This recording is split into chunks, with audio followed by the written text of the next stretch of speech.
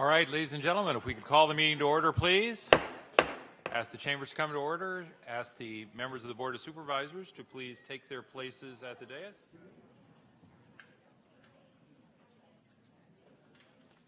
We will begin with a roll call for today's budget workshop, and I'll ask the clerk to provide us with that roll call now. Supervisor Wasserman? Here. Supervisor Cortese? Here. Supervisor Yeager? Vice President Chavez? Here. And President Samidian.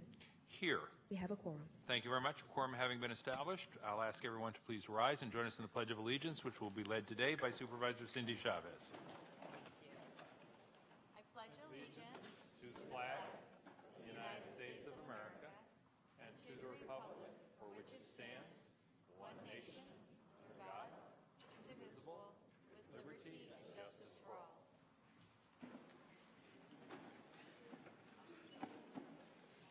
All right, that takes us to item number 3. Item number 3 is public comment. Public comment is that portion of our agenda set aside for comments by members of the public on non-agendized items that are properly within the jurisdiction of our board. We have 4 speakers today under public comment.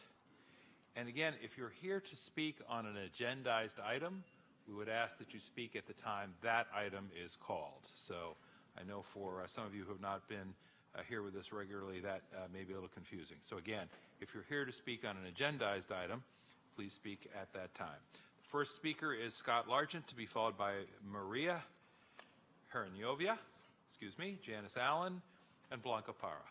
Welcome. And again, for those of you who are not familiar, the time set aside for comments under public comment is 3 minutes. Mr. Largent, welcome. Hi, good afternoon, everybody. Sorry about that. Didn't realize I'd be first up on the chopping block at my therapy appointments here. So it keeps me going. I mean, you guys already kind of know most of this stuff. I keep you informed of my life for the last 2.5 years. I am being prosecuted now for protesting out in front of criminal court. So somewhere around here in all my junk, I have the Patty Lucas order. So I'm being prosecuted for holding a protest sign and using a kid's toy on a sidewalk. So that's what I'm dealing with there. Now what they do, rather than arrest me and throw me in the snake chambers and drive me over to Santa Clara County Jail, now they say they're going to start handing me out citations. So I guess every day I protest out there, I'm going to get a citation. It's kind of a weird process right there because what I am doing is not wrong. So when I do this also out in front of our criminal court, it'll be the same thing. I wonder how many of these citations they can give me for every day I protest out in front of there. I wonder how much this county's going to have to spend representing me.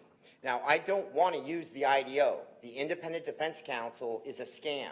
It covers up people's civil rights being violated.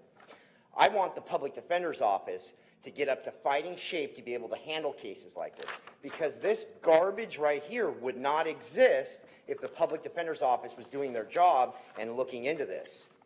Other people in Santa Clara County would not be losing everything they own like I did with my motorhome if the Public Defender's Office was up to speed, ran the tow contracts, got familiar with what was happening to indigent clients rather than just letting their rights get violated nonstop.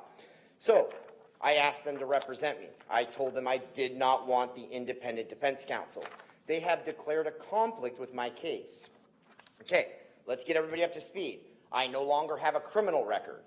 Okay, I'm not on probation, not on parole. I was never in a gang. I don't have co-conspirators. There is no reason to conflict out my case other than to have James the Devil Williams over here micromanage my case using Sylvia Perez. So he's going to play puppet over there and protect the county from liability. Are you all kind of seeing what's happening here? There is no reason they should not represent me for this case.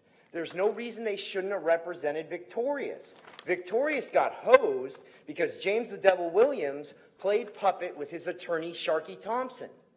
Remember what I told you about Victorious couldn't fire his lawyer, he couldn't exercise his Faretta rights, he couldn't do any of the basic things that he was supposed to do. And when it came time for jury trial, he did not want it. He said, I'll take the deal. I'm hosed using this guy. So that's how the scam works here in Santa Clara County. I want the public defender's office to represent me, or I'm going pro per, and we're going to have a circus. Invite every damn activist in there. Thank you.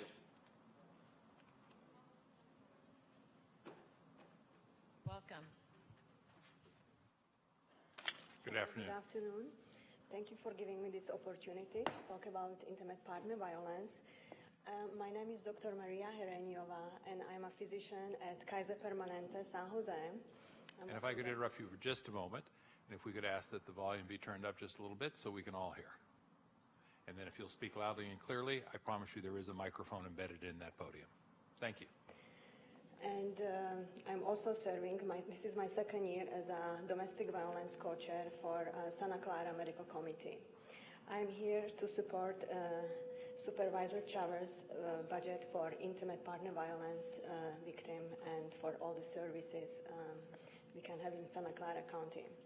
Identification of intimate partner violence, let's say in Kaiser Permanente, Northern California, has increased significantly since implementation of the system models for IPV prevention and services, and this began in 2000.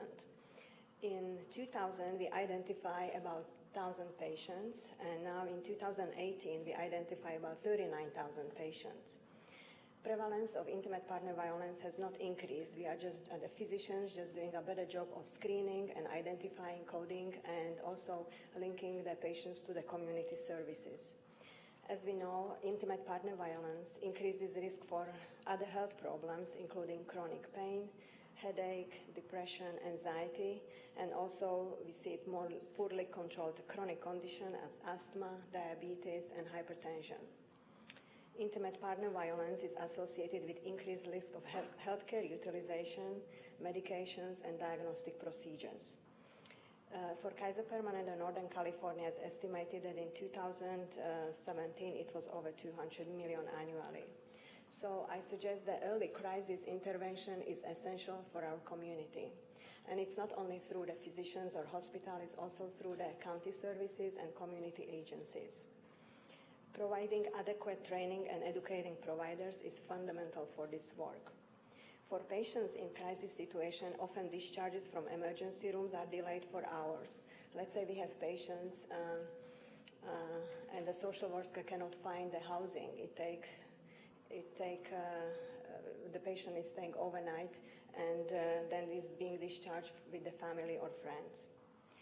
Therapy and counseling programs through community agencies are critical and should be funded as a priority.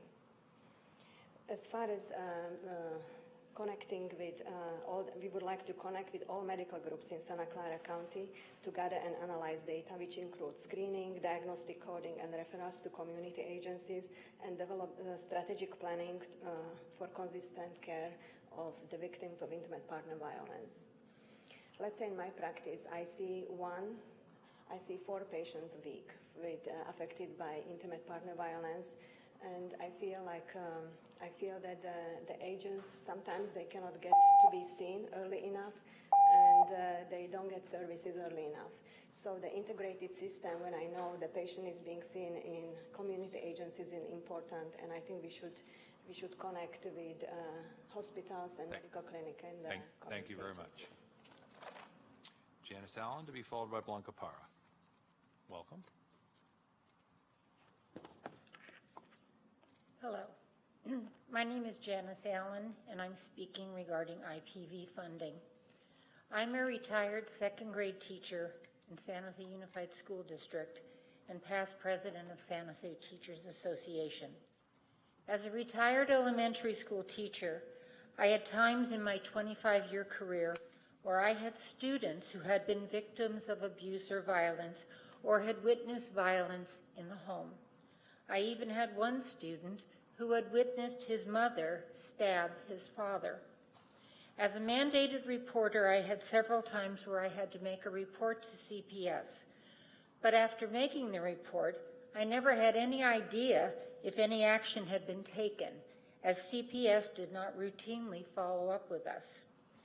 Teachers receive a yearly mandated reporter training, which usually consists of one of the school administrators or the school health aide giving a perfunctory reading of the mandated reporter guidelines.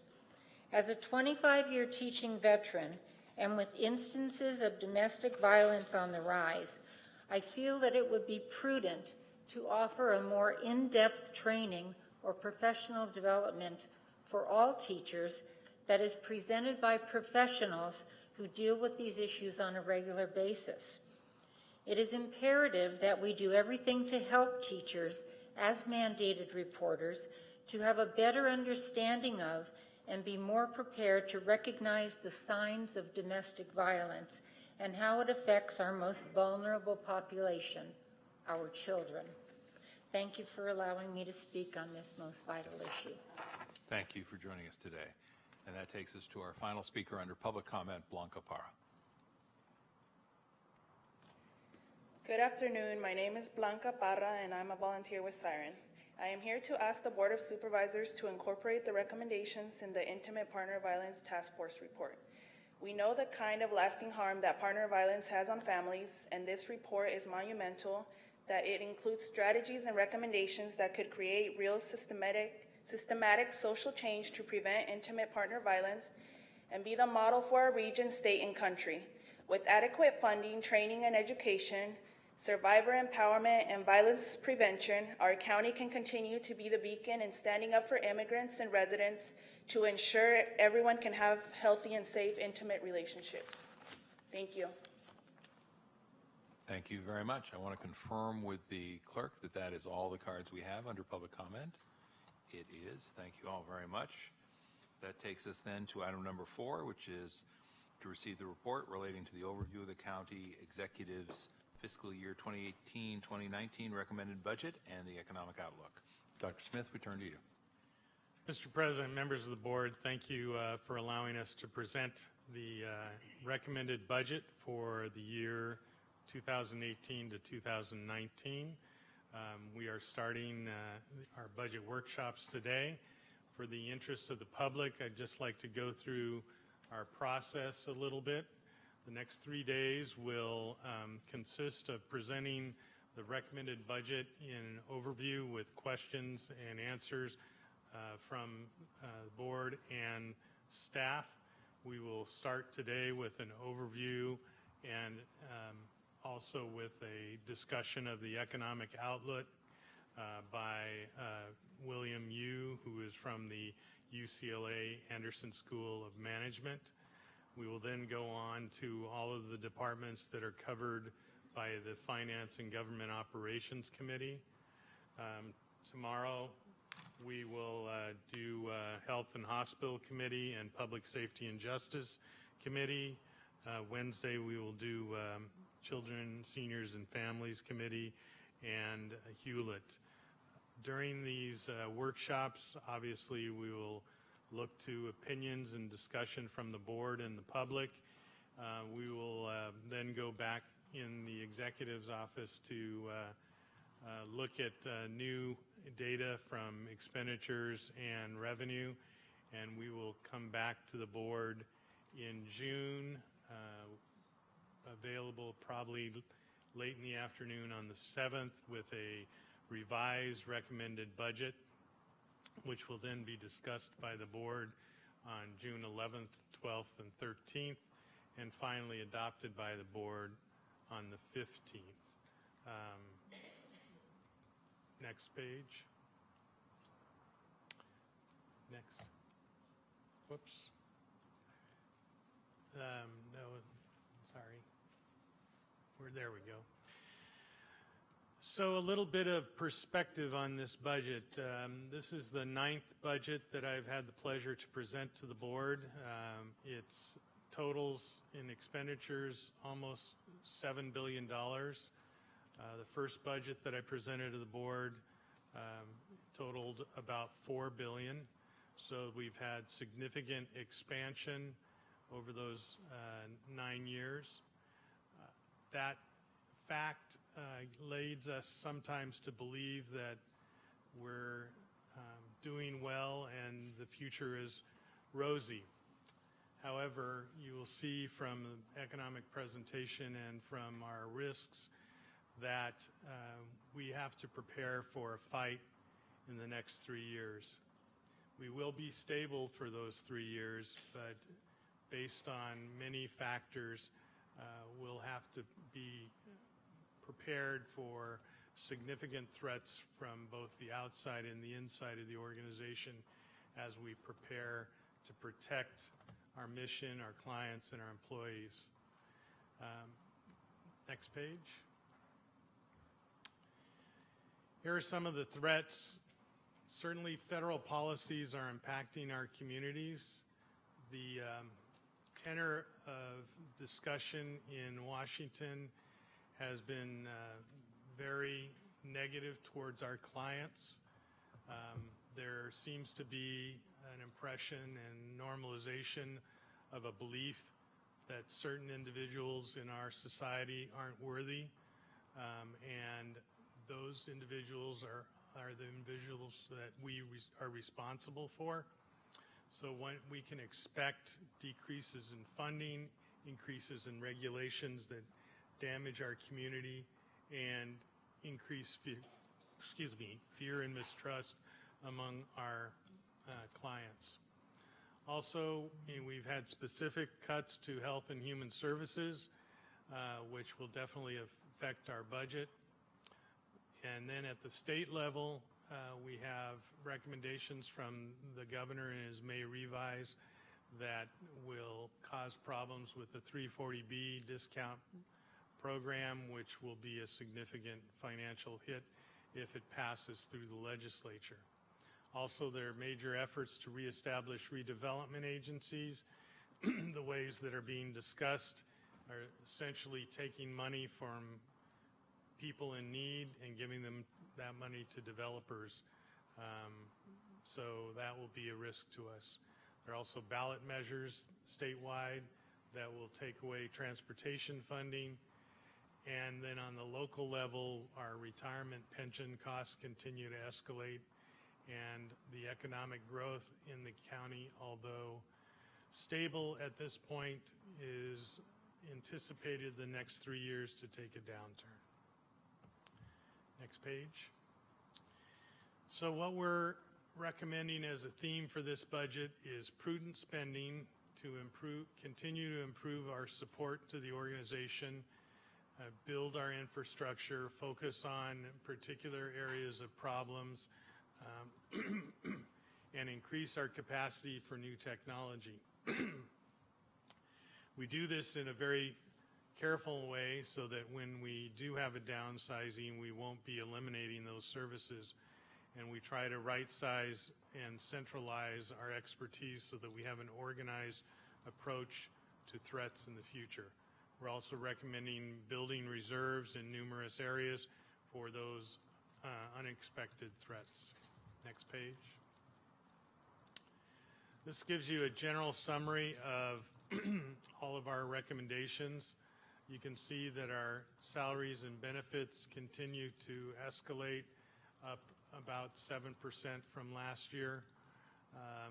The other charges and operating equity transfers and expenditure transfers are all up significantly, but those are related to a number of things that have to do with the way we technically change the budget. We've now moved all of our capital projects from the hospital and health system into the general fund.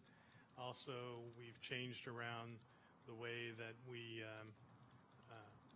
list our funding equity from Measure A 2016. So rather than focus on those, I would consider those as aberrancies having to do with particular funding this year.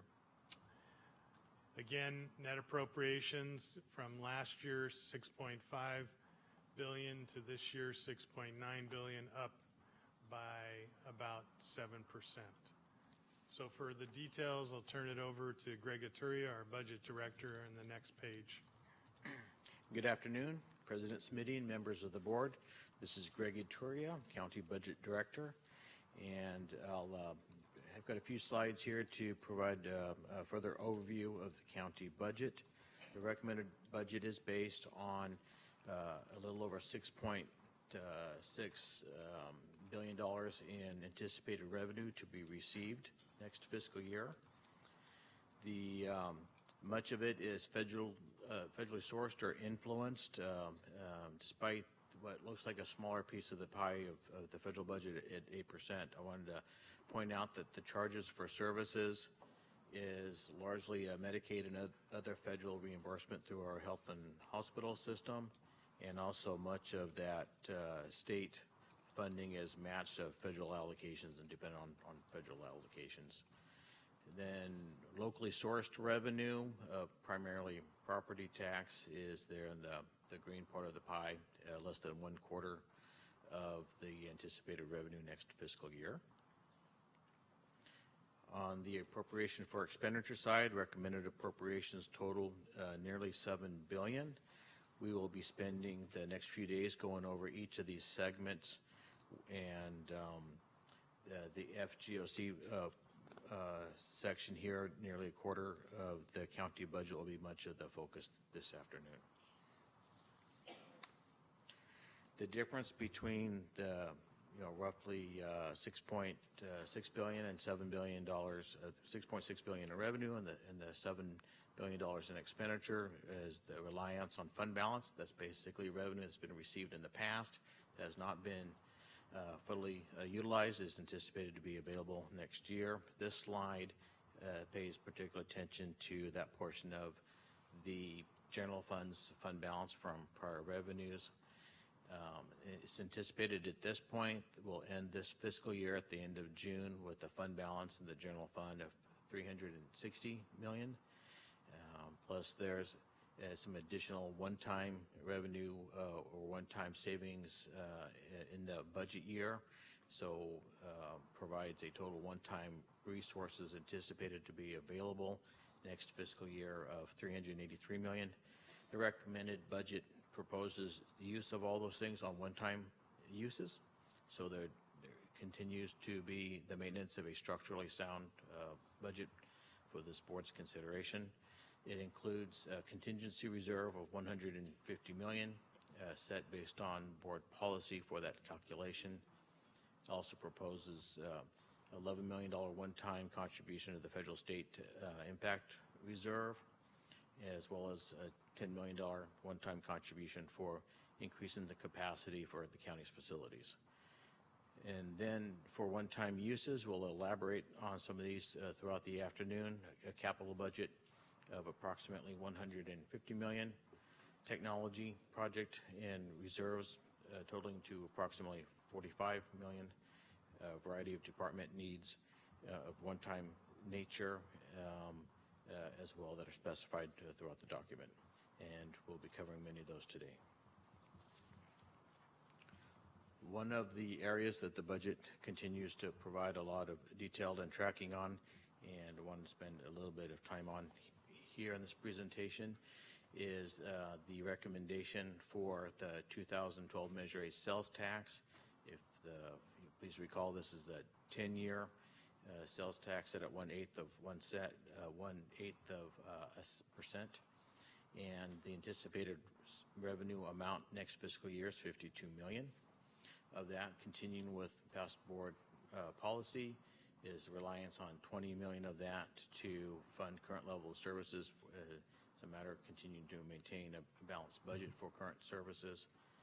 It also provides one-time funding towards the emergency room upgrade of $7.6 million, as well as an additional $2 million towards the urgent care facility in Gilroy, and then the balance is to continue previously approved programs by this board.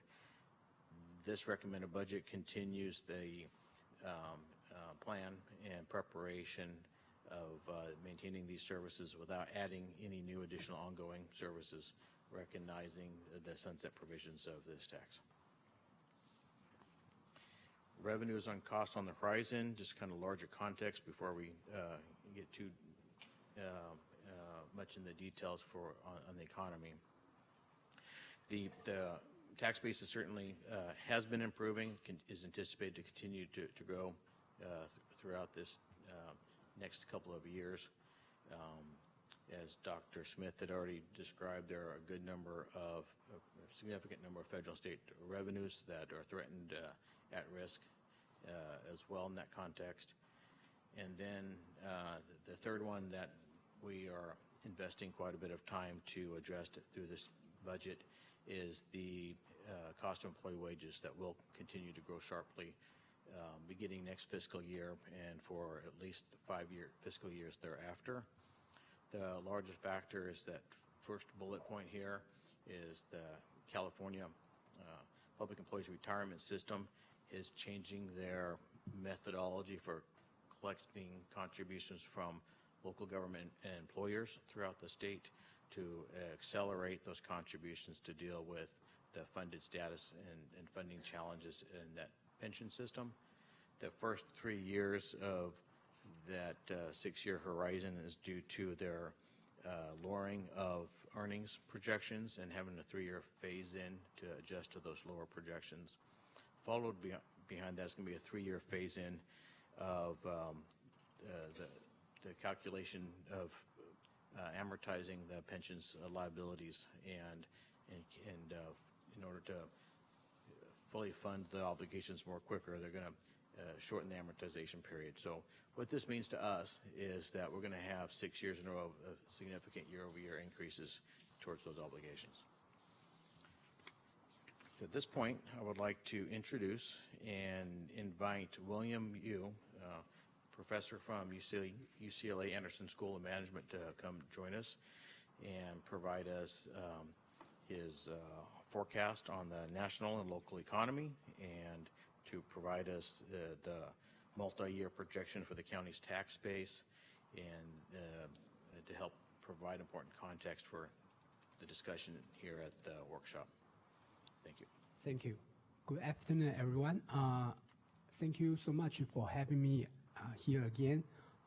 It's my honor to be back to talk about economic overview and economic outlook to the board member.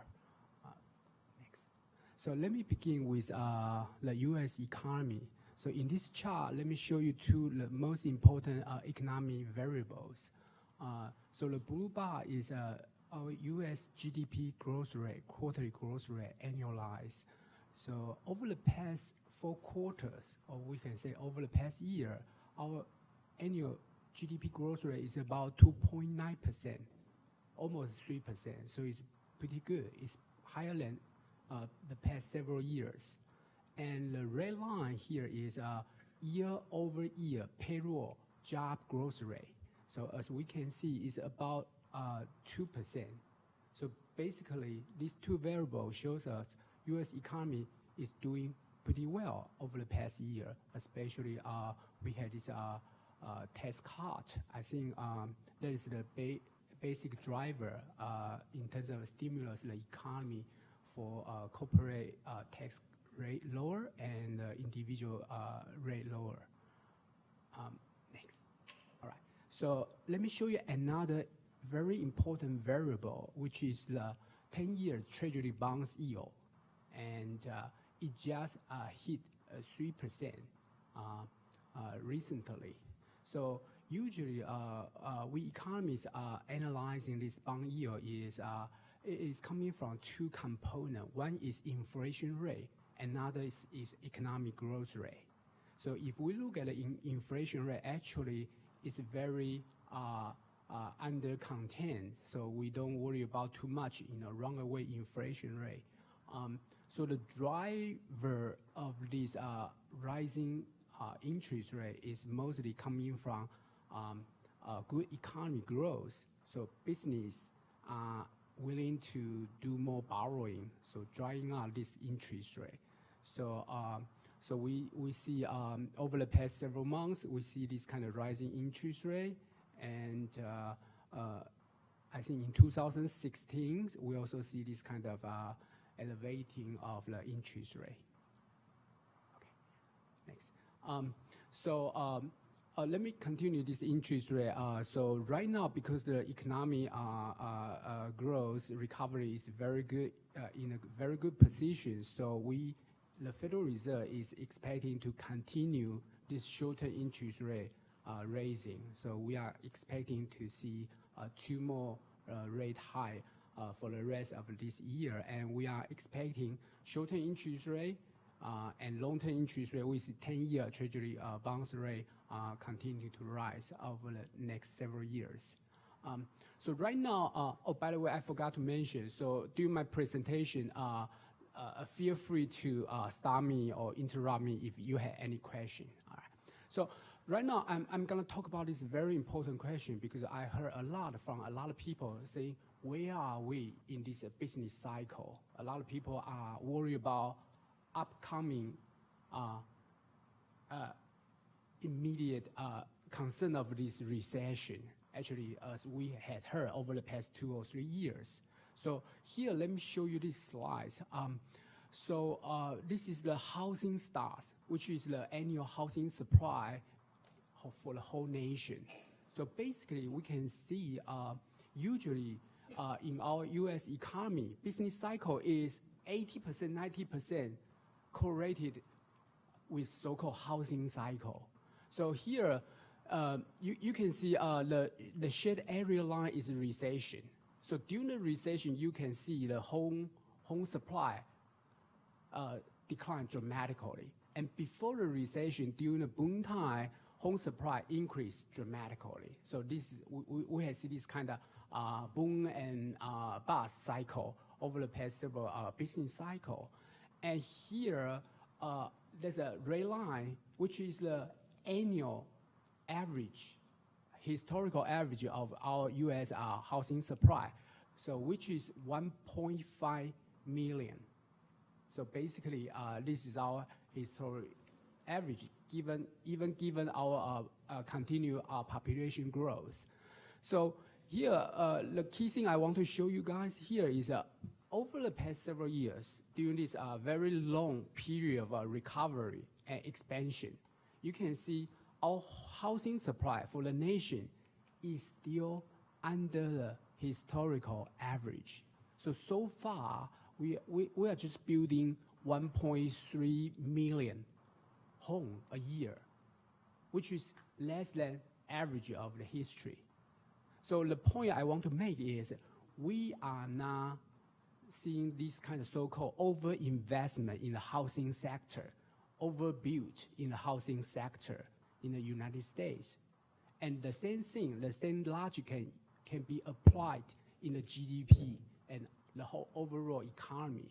So if we look at the business cycle in terms of a GDP accumulation growth, so far, we had this kind of 2% growth on average over the past several years since the Great Recession finished in 2009. So basically, people are concerned about this is a very long business cycle because, since 2008, right now it's 10 years. And next year, we will be the longest business cycle. So people are very concerned. But we should not just look at the length of the business cycle. We should look at the accumulation of GDP growth or this kind of housing sector. So that's why we still believe our economy will continue to grow this year and next year. Yeah. Yes. Excuse the interruption. I believe we have a question or a comment from Supervisor Wasserman. Yes. Thank you, Professor. Nice to see you here again this year. First of all, this chart is nationwide, not just California? Nationwide, yes. Okay. And secondly, as I look on your chart, I look around 1999, where the blue graph and the red line pretty much intersect at about 1.5 million units. Yes. Housing units.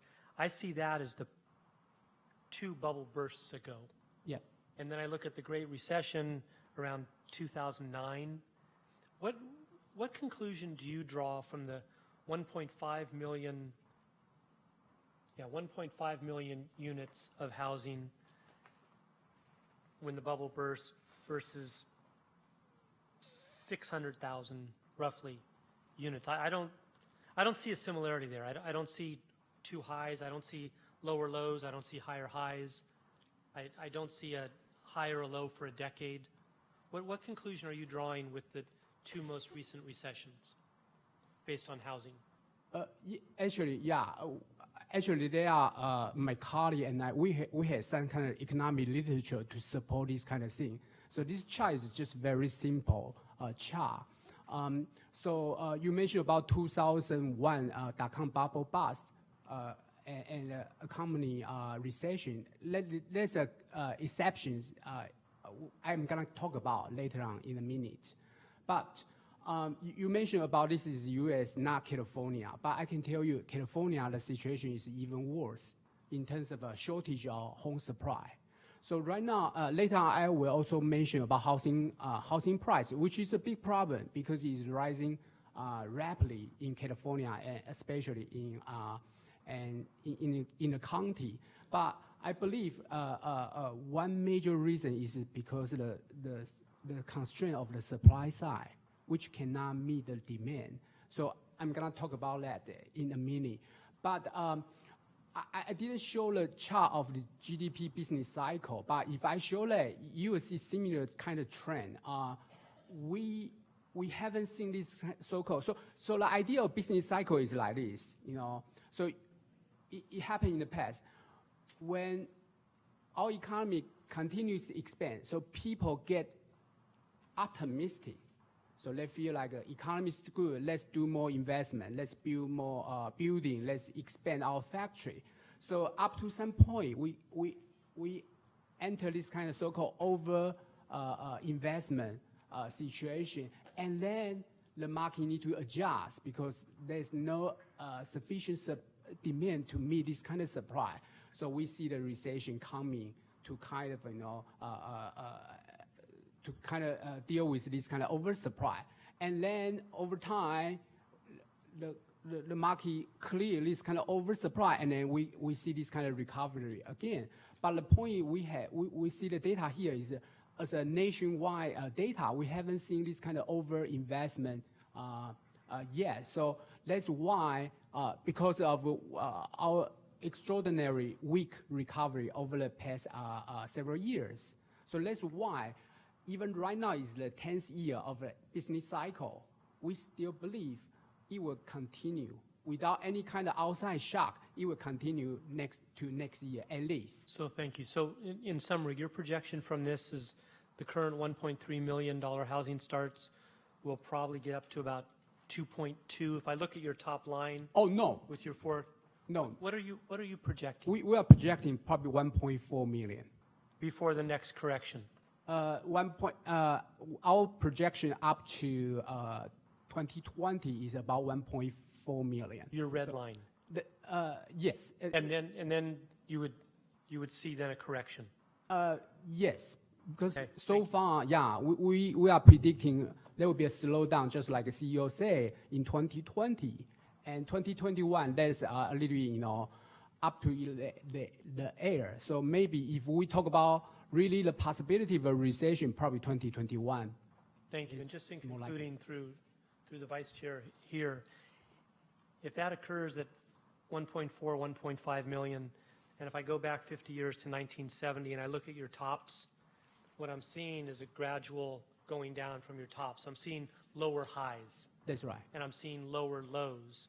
And I find that intriguing that the total number of housing units over 50 years is trending downwards, yet our population is trending upwards. Exactly. That's right. So that's the problem that I see. Thank you very much. Yeah. Thank you. I'm sorry if I missed this, but this graph says Source U.S. Bureau of the Census, and it references obviously full-on U.S. recessions and so forth. Do these housing starts represent all U.S. housing starts? That's right. So do you have a graph? In your oral presentation, you were talking about local housing starts. But do you have the local graph that would represent that for our metropolitan area or the Bay Area? Yes, in our report, yeah, I showed us Santa Clara County's home supply building permits. Yes. In the full report? Yeah, that's right. Okay, thank you. Yeah. Thank you. Continue. Next. So right now, let's talk about county. So by and large, in short, the county economy is doing very well. So this is the payroll job for the county has surpassed 1.1 million. So it's doing very well. And year over year, based on the recent data up to April, so county's job growth rate year over year is 3.6%, higher than California, higher than the nation. Next, please. Okay, so as we all know, this is the Silicon Valley. So I found this a very interesting correlation 2 years ago.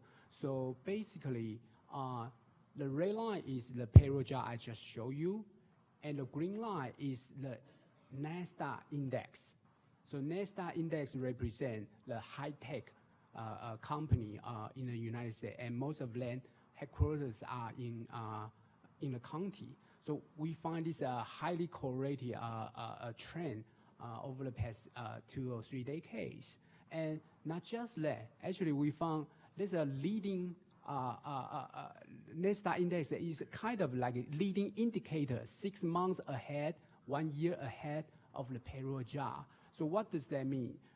Can we really tell a consistent story to support this kind of correlation?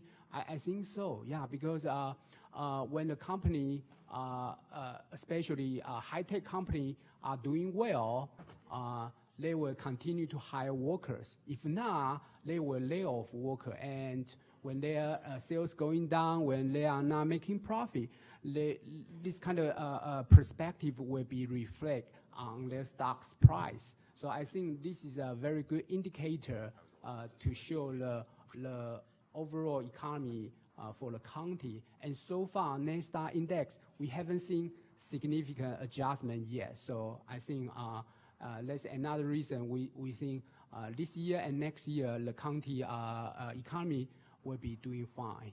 Yeah. Okay, next. All right. So this is the chart. Again, we are talking about jobs. This is the job year-over-year growth rate. So the red line is the county. The red line is the state, California, and the blue line is the county. So, so over the past 8 years, basically, county's job growth rate is outperforming the state. So this is very good. But the downside is we can see during the business cycle, across the business cycle, because of the high-tech property of the county's job composition is more volatile. Okay, I'm gonna show you more of that. So that is, in other words, when the downturn comes, the county, Santa Clara, will suffer more of the job loss because the nature of our high-tech industries. Next. All right. So here, let me give you the breakdown of the sectors in the county. So the blue bar is the average annual growth rate over the past 10 years. And the yellow bar is just the past year, the sector job growth rate. So give you some kind of comparison. So here, the title is Tech Jobs Are the Driver of the county's economy. Probably is not surprising to everybody at all. So here, when we talk about tech job, we mean 3 sectors. Number 1, information sector. Number 2, professional and business service sector. Number 3, manufacturing, especially durable goods manufacturing sector. So let's take a look at the top of the chart. Information sector is doing very well last year, not just that, over the past 10 years. So basically, it's booming. It's like growing like crazy, almost like a 10% growth a year. And then professional and business service sector is also doing well. And manufacturing sector, over the past 10 years, not so well, but last year is doing pretty well. Yeah. So basically, these 3 sectors are the driver of the county economy. And before we move along, Supervisor Chavez, I believe you have a comment or a question? Thank you. On other services, could you talk about examples of those? And then, yeah, first, then I have another question. Okay. Other services like is the sector which you cannot easily to put in other category like a car, what's that? Like what is that? The services. So your car broke down, you send to this kind of Like mechanics? auto shop, yeah, mechanics, or like religious, like a church, all those kind of job. So anything. So it's kind of like a very a little bit hard to identify, hard to categorize. We put that kind of things in the other services. I would actually be interested in what does get divided up into that category. And the reason is that a number of the programs that we provide are really to try to help people who are disconnected from the job market get connected. Yes. And I'm curious about what kinds of jobs those are relative to the other kind of training and services that we provide. And then my second question is, do you have any thoughts about the increase in manufacturing and the decrease in transportation and warehousing? Those seem like those would necessarily be reliant on each other. Okay. So first of all, there's a caveat. We need to understand. The yellow bar is short term. It's just past year, right? However, California EDD, Employment Development Department, the measurement of the job growth, sometimes it get revised. So sometimes we need to provide a grain of salt in this kind of short-term growth. So don't take it too serious, wow, this is like a decline for the transportation, especially transportation and warehousing got revised significantly over time. So I don't want to put too much focus on this one particular sector declining over the past year because the number might get revised in the future. But in terms of manufacturing sector, this is a very unusual situation. I'm going to show you another chart to explain that. So basically, we had not seen this kind of manufacturing sector growth in any other part of the country. So that's a very unique situation in Silicon Valley. I think we here are very competitive in terms of high tech. So here we are talking about basically computer, manufacturing. So the increase is in primarily, I'll let you get to the next slide. And thank you for explaining it. I think that, and maybe I would say this more to the team that works in social services as we're thinking about opportunities. I think one thing people don't know about this region is that we've been one of the few places in the country that has not lost manufacturing dramatically. Once we did lose the biggest chunk, and then we didn't. And we actually have a manufacturing hub here that many people don't know about. Now, so anyway, I want to hear more about what your thoughts are because I have a slightly different reflection on the strength of that growth and what it's set in. So I'll look forward to your discussion about that in a few slides. Yeah, 2 points. Regarding other services, when I go back, I will check the detail of that. If I find detail, I can forward to Greg, and then he can forward to the board. In terms of the detail of other service sector, and in terms of manufacturing sector, one of the reasons I believe why we see some kind of relative strength of this sector in the county is the county manufacturing sector got clobbered in the dot-com bubble bust. In 2001, county's manufacturing sector was suffering seriously, and so I think the survival company and factory must be very good, to continue this kind of competition with China and this kind of globalized economy. So I think it makes sense, because after that dot-com bubble bust, Silicon Valley during that period lost a lot of manufacturing jobs. I think, if my memory is correct, I think that's the case. Well, I think that's in part accurate. The only thing I would say is that given how much the economy suffered here, it was surprising, I think not just to me, but I think to many watching the Valley, that we maintain so much manufacturing. I think the reason I was curious about your comments on it is that for some time, it's true that when we took a big dip, a lot of that was in chip manufacturing because we had so much of it, but we maintained a lot of medical manufacturing, both in terms of actually producing medications here, but also producing some,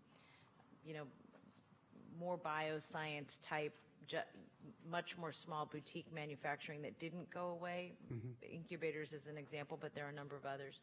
Anyway, but part of the reason that I was intrigued with that is that when we saw the maintenance of manufacturing, it was also related to the amount of warehouses that we still had. We had so much not just manufacturing, but industrial land available for a while, which we won't have. And that's partly why I was curious about that dip. But in any case, I can follow up with more. Yeah, with you. Thank you. Yeah, I think manufacturing sector actually is very important. So I think it's great for county to keep this kind of manufacturing sector, live. Like Tesla, I think is a very good example of that. Right, next. Okay, so here right now, let me give you like a broader view of the Bay Area, including county and San Francisco and East Bay. So here, so the blue line is San Francisco area, including San Francisco County, Marin County, and San Mateo County. And the black line represents here, Silicon Valley, Santa Clara. And the dash line, red dash line is East Bay, including Alameda and Contra Costa, yeah. So here we can see all three areas has surpassed, .com bubble peak in terms of jobs, and 2007, 2008 pre-recession peak. Right, next. All right. So here again, let me emphasize, just like a county, the whole Bay Area tech jobs are the main driver. So here, this is the average wage in the three major high-tech sectors. So the black box represents the total private sector's average wage, annual wage. And the red bar represents manufacturing sector's average wage. And yellow bar represents information sector. The green bar represents professional and business service sector. So you can see the whole U.S. and this is 6 counties in Bay Area. So our county, Santa Clara, is on the right. You can see basically, by and large, our average wage are all higher than other area, and not to mention whole nation, especially information sector, which is the epicenter of the high tech, and the average wage.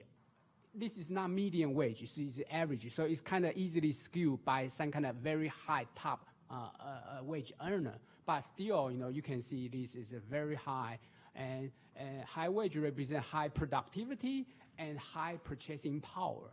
So, we have more of this kind of high wage worker, so you will see this kind of high income will spill over to the whole local economy, because they will pay higher rent, they will go shopping, do a lot of activity locally. So this is why we say the tech jobs are the driver of the high economic growth in Bay Area. Yeah, next. All right, here, okay, so this is what we just talked about. So it's a very interesting chart. So on the left is the Bay Area tech job and non-tech job growth since 1990. All right, so the blue line is the tech jobs, the red line is non-tech jobs. So on the left is Bay Area. So basically, we can see over a long period of time across business cycle, the tech job up to now are 50% higher than 1990s level. Okay. On the other hand, non-tech job is not like kind of high growth, only 30% higher. Okay. And of course, we know this is more volatile. Tech job is more volatile. Right. On the right, we see totally different situation. On the right is a whole nation situation. So again, we can see the red line, non-tech job, actually increase in terms of percentage-wise is higher than the Bay Area, so about like 40%. However, the tech job in the nation actually only increased by 10%. And why is that? I think the main reason is because the manufacturing sector in the rest of the country is not that competitive in this globalized economy. Yeah, unlike a Bay Area. So we see this kind of dichotomy situation. But the key message I want to deliver in this chart is the tech jobs are more volatile, okay, compared to the non-tech jobs. Okay, so here, let me show you, let's just focus on tech job. So here, the black line on the top is Silicon Valley's tech job number. Okay, we can see basically it's the largest one. So in the county, we had a much higher percentage of tech job. Probably is the #1 in the country in terms of our overall workforce. And the blue line is the San Francisco area. So we can see, interestingly, over the past 5-6 years, it increased dramatically. So basically, we probably know a lot of software company, startup, happen in San Francisco area. Probably, the kind of different kind of urban feel, so attract a lot of startup over there. And the red line is East Bay. Actually, East Bay tech job grew very slowly, and it's the lowest one in these 3 regions. Right. Okay, so here let me show you the comparison. This is a non-tech job. All right. So if you remember the previous slides, actually East Bay doesn't have a lot of tech jobs, and we know tech jobs is the driver of the economy. Then how come in this chart we see actually we see the East Bay's non-tech job grow very good, resiliently, and actually is the highest one of these 3 regions. And on the other hand, San Francisco's non-tech job actually, over this past 2-3 decades, actually doesn't really increase a lot. All right. So my hypothesis is that because of the high housing costs, living costs in San Francisco and in the county, so a lot of workers working here or San Francisco, they live in East Bay, which had a lower cost of living. I'm going to show you that in the next slides. So they commute to work in San Francisco or in the county. And because they live there, so there's a demand for local job, non-tech job. For example, they live there during the weekend, they go out to a restaurant, they live there, so there's a need for the school or whatsoever. So that's why we see this kind of interesting story. So actually, I think this is not a bad thing. I think this is a good thing because we got a problem here. I'm going to show you the slide. High housing costs in Silicon Valley, in San Francisco.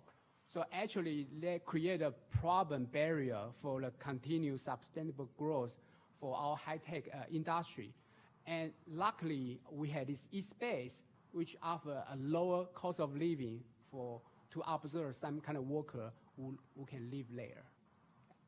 Next. Yeah. Okay, so this is a median home price value. So you can see #1 is San Francisco, 1.3 million median price, and followed by Manhattan, and here San Jose area, the county is also almost 1.3 million, and you can see and then Brooklyn, and then #5 is East Bay. So compared to the whole nation, it's still very high, but actually it's lower than the county and San Francisco. It's a little bit south of the $800,000. Next. Okay, so this is rent, similar trend. So #1 is San Francisco, above $4,000 a month, and followed by Manhattan, and then county here is about $3,500, and then we can see East Bay offer a lower rent. So here, this is a housing cycle. This is also very interesting stuff. This is the year-over-year home price for the county. So here, not finished. Yeah, sorry. Yeah, and we can see if you guys remember in the early 90s, California suffered serious recession, and that is mostly due to this housing slump downturn. So we can see in terms of the length of that home price depreciation is very. And in 2001, actually, this kind of home price decline is very small. Okay, so basically, we don't see a lot of decline of the home price in the county, even though we had lost 12% of the jobs. If you remember the previous slides I showed you. So moving forward, in 2008, the Great Recession time. Excuse me, before you move forward, Supervisor Wasserman, did you have a question at this point? I did, thank you. I'm looking back on your three circles, the first one from 89 to 91. Yes. I see that as a 35, almost 40% drop in prices. Okay. And in 2001, I see it as a 30% drop in prices. And in 2009, I see it as a almost 40% drop in prices. You mentioned 10%. No. 10%, 12% is the payroll job decline. So this is home price. And actually, this is home price growth. So it means home price growth, yeah, more or less you can say similar thing like that. In 1989, grow by 30%, and then next year become like a negative 8%. So something like that, yeah. Excuse me, just a moment. If I can join in this conversation. Yes. So looking at this slide, the key phrase at the top says the indicator is FHFA year-over-year housing price growth rate. That's right. Looking at the area that would be around 2001, where the number approaches 30%. Supervisor Wasserman and I think, had the same initial reaction, which is, does that mean that in that 1 year, housing prices went up 30%? That's right. Okay. Then the next year, it plummets down to a little below 0%. So let's call that 5%. And the question is, does that mean that in the following year, having gone up 30% the previous year, it then plummeted 35%? No. No, it just means that year over year it dropped down 5%, yes? Yeah, actually it's not even 5%. I think it's just 2 or 3%. 3%. Yeah, so Okay. it kind of, so actually I should show you the level of the home price. It will be clear. So basically we don't see the home price actually in terms of level in Silicon Valley actually just dip a little bit, like a 3%, and very short period and soon recover. So the point I want to make here is, this is my understanding, the housing cycle, so if we are looking at the next recession coming, and it probably will come with another housing market downturn in terms of a home price. Based on this kind of pattern, big, small, big, and next one might be small. Okay, so let me explain a little bit more why next one might be small. Because we had this kind of memory. So we just been through this 2008 very significant housing bubble bust. So the lender are very concerned, and the borrower are also very concerned. They still have this kind of memory. So right now, actually, if we look at the lending market, actually is very prudent. So basically, all the home buyer, they had a 20% down payment. Or maybe, the buyer are like an international investor, which provide a total 100% cash. So what I mean is that when the next recession comes, we don't need to worry too much like a devastating situation in 2008, because at that time we got a lot of subprime mortgage problem. So there's a lot of problem, easy lending, just like the late 80s and early 90s. Thank you. If I may just conclude my point. I understand what you were saying, President Simidian. I look at 2005, the blue chart up around 23%. I look at 2009, down around 15%. I mean, we all lived this, and we didn't have a 10% or 15%, we had a 30% drop in home prices. That's why I too am confused by the chart. Okay, so yeah, perhaps in the future there might be a better way, because we're both sharing the same confusion to illustrate your point. The thing I'm looking at, and again, this is another one of your charts, where if you take the highs, I'm seeing a trend of lower highs and lower lows. And it seems to me, if you were using this as a forecasting tool, that the next peak could be in the next couple of years. If you looked at your, I don't know which way I'm pointing on this thing. If you took the tops of your highs in '89 and in 2000 and 2005 and 2013, you'd have a straight line going down. Is it your prediction that our next high, again, we're approaching that if we have a 3-4% increase in prices? No, we cannot predict that kind of, like a next, because this is growth rate, year-over-year growth rate. So it's even harder to predict this kind of next peak of the growth rate. So all we can do is, in terms of the home price level, what will be the next turning point from growing, turning to declining? And if that is the case, we will see this growth rate will dip into below 0%. So based on what I show you in terms of housing supply, so sometimes we need to look at both price and quantity, which will provide us more bigger picture and more prudent analysis. So so basically, this year and next year, we are still forecasting positive home price growth rate. And in 2020 and 2021, probably we will see this kind of growth rate approaching 0 or something like that. Yeah, so it depends. It depends on when the next recession hit our economy.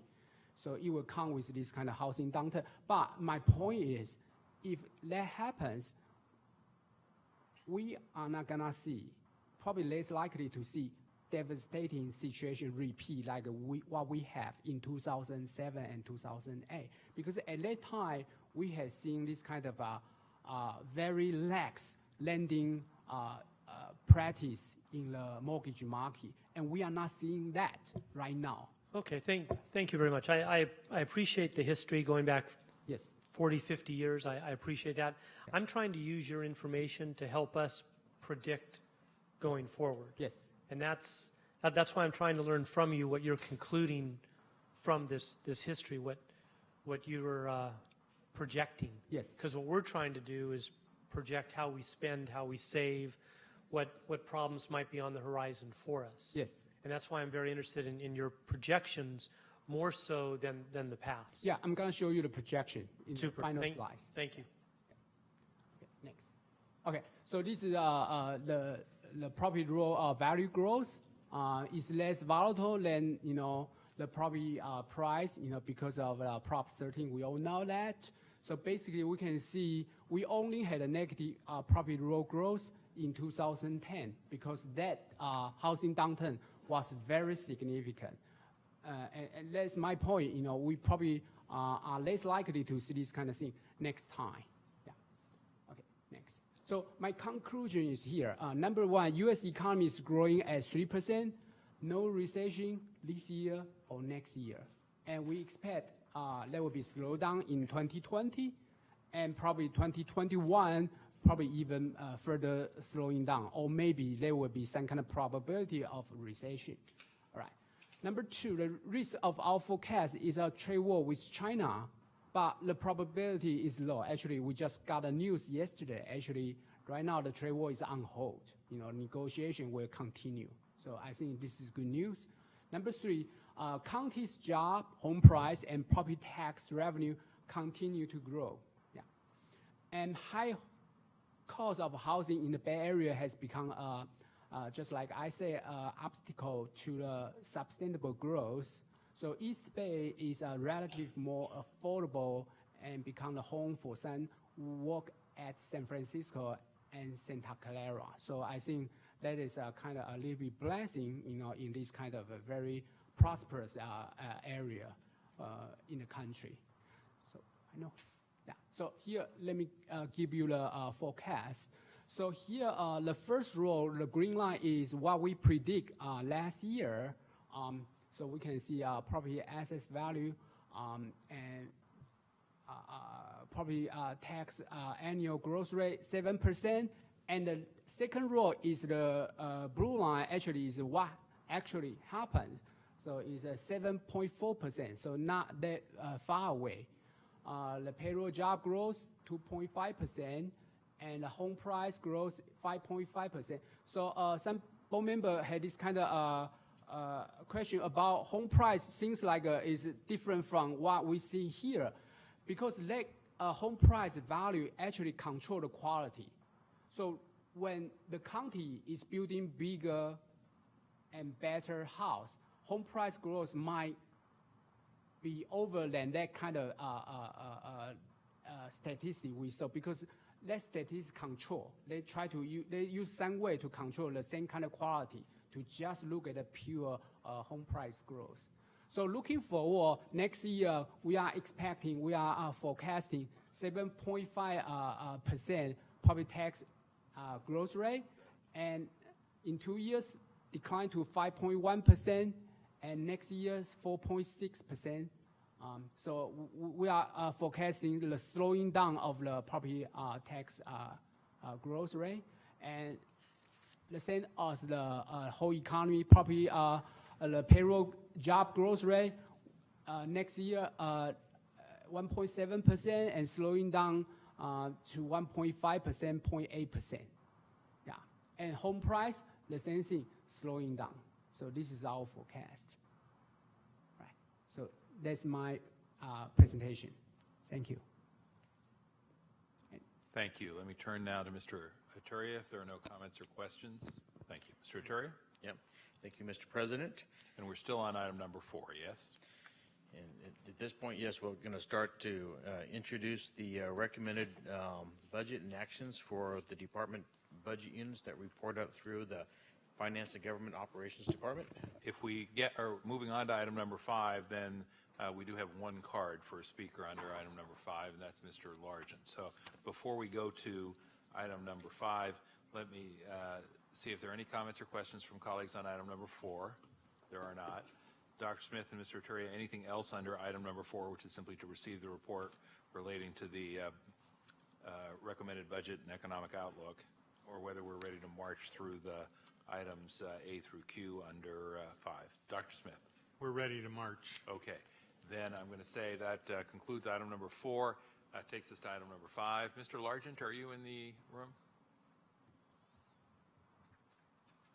All right. If not, we'll put that note aside in case he returns, and we'll turn to you then again, Mr. Aturia. Thank you for letting us make sure we had that squared away, and ask you to walk us through items 5A through Q. Okay, thank you. We will begin with the budget unit for special programs and reserves. The special programs budget manages several revenue sources and program costs that are not related to any particular department.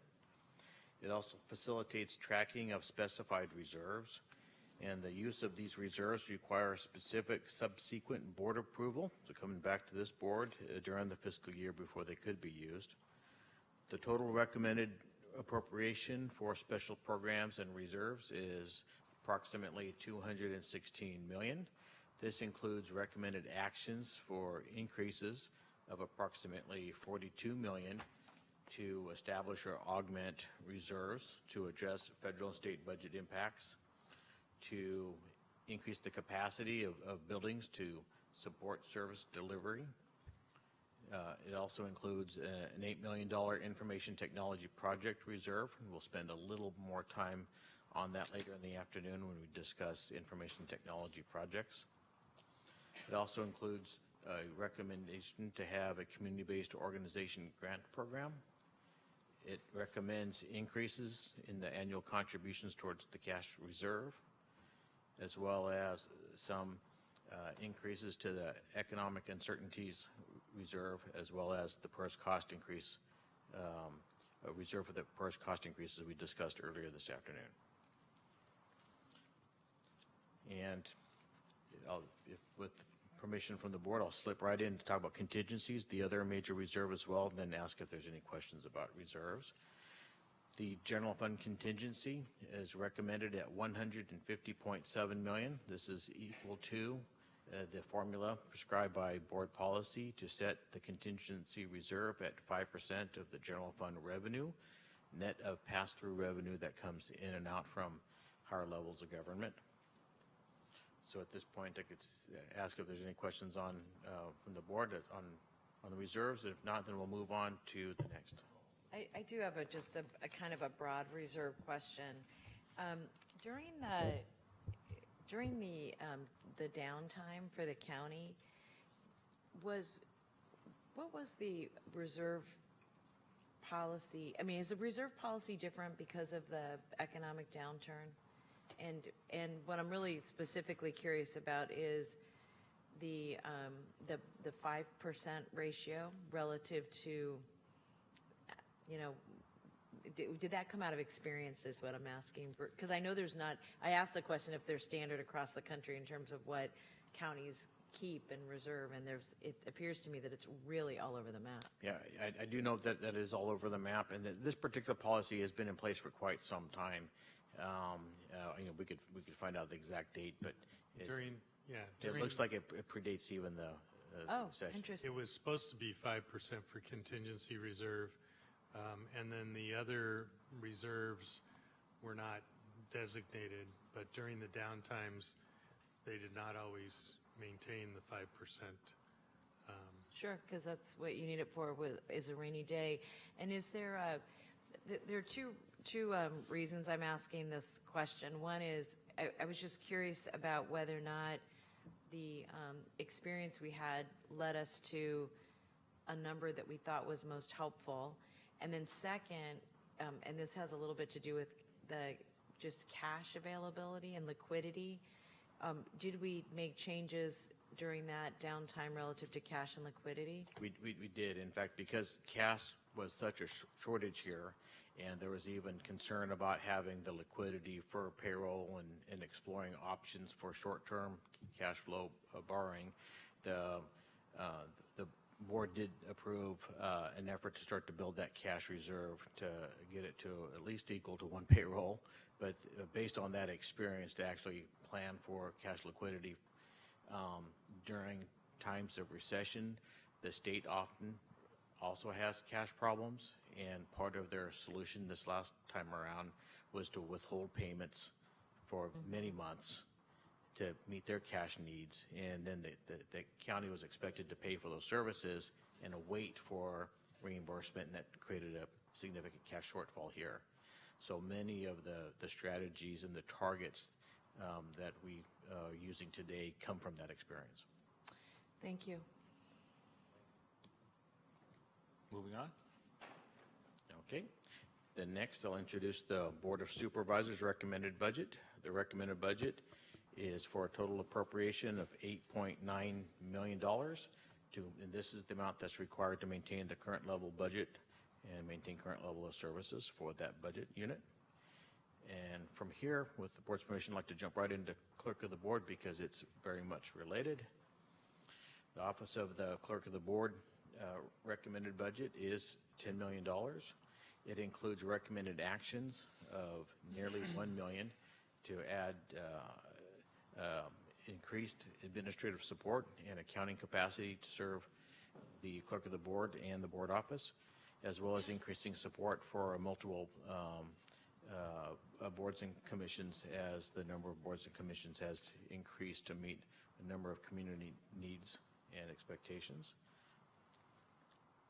And so at this point, I'd like to point out that Clerk of the Board, Megan Doyle, is here to help answer any questions regarding the board budget or the Clerk of the Board budget.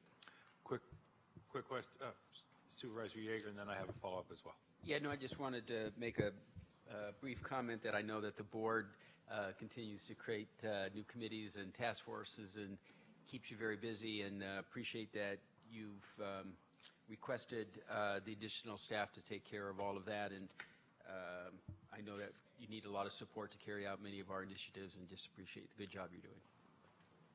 And I have a question, and I don't want to get deep into the numbers today. I just really want to raise the issue or the concern, and it goes, Supervisor Chavez, you will recall we had some conversation at FGOC, and I can't recall, forgive me, whether we had additional conversation at the full board about essentially what I'm going to call a period of catching up for the Rose organization, the Harvey Rose organization, which I believe is embedded in this budget, yes? Yes, it is. And so the question going forward is, do we have the funds at the end of this fiscal year either carrying over to the coming fiscal year or reallocated in the coming fiscal year to make sure that we not only catch up on the catch-up items, but then maintain our regular level of funding? I want to make sure we don't end up creating a situation in which we either fall behind yet again or suddenly discover that we can't do what we've come to think of as the normal annual level of activity. Megan Doyle, Clerk of the Board. We believe we do, and we certainly don't have a problem coming back to the administration should we project ourselves in a situation based on some influx in the Harvey Rose's work based on the board's wishes. But I also am happy to have Cheryl Soloff speak to this from the Rose organization, because we work with her obviously to try to figure out what we need in our budget to accommodate the work plan that the board approves, which the board hasn't approved the upcoming work plan yet. And so that's also, we can always come back after we approve the work plan. My recollection is that the work plan's coming at our first meeting in June, yes? I believe yes. All right, well, I see Ms. Soloff coming up in response to your invitation, and I think that was a good invitation. Briefly, Ms. Soloff, part of the back and forth on this is that I think you account for your hours in your budget slightly differently, because once something's approved, you think of it as there forever, whereas we think of things coming to an end but at the end of the fiscal year. But my recollection is that when we did the work plan in FGOC, we approved 9,100 new audit hours, and I just want to make sure that the work plan and the catch-up are all consistent with the budget we've got in front of us, or the budget that's recommended. What can you tell us? Thank you, Supervisor. Cheryl Soloff, Management Audit Division. Actually, the recommended budget does not fully fund the work plan that has been pushed forward through FGOC and will be heard in June by the full board. All right. Well, again, I don't think we're going to try and sort that out today, and I understand that today's quote just a workshop. But if we could ask perhaps you and the clerk of the board and the county executive's office to maybe working with Mr. Ituria, if Dr. Smith indicates that's the right place to send folks, see if we can't sort this out, because I think we have had conversations at FGOC where we've been pretty clear that we want to try and catch up. Some of this was just prior board directions. Some of it was the substantial uptick in work based on the jail reform efforts. But we need to both catch up and then get ourselves on a plane where we have the funds. Dr. Smith, I see you leaning in. Yes, I can jump in.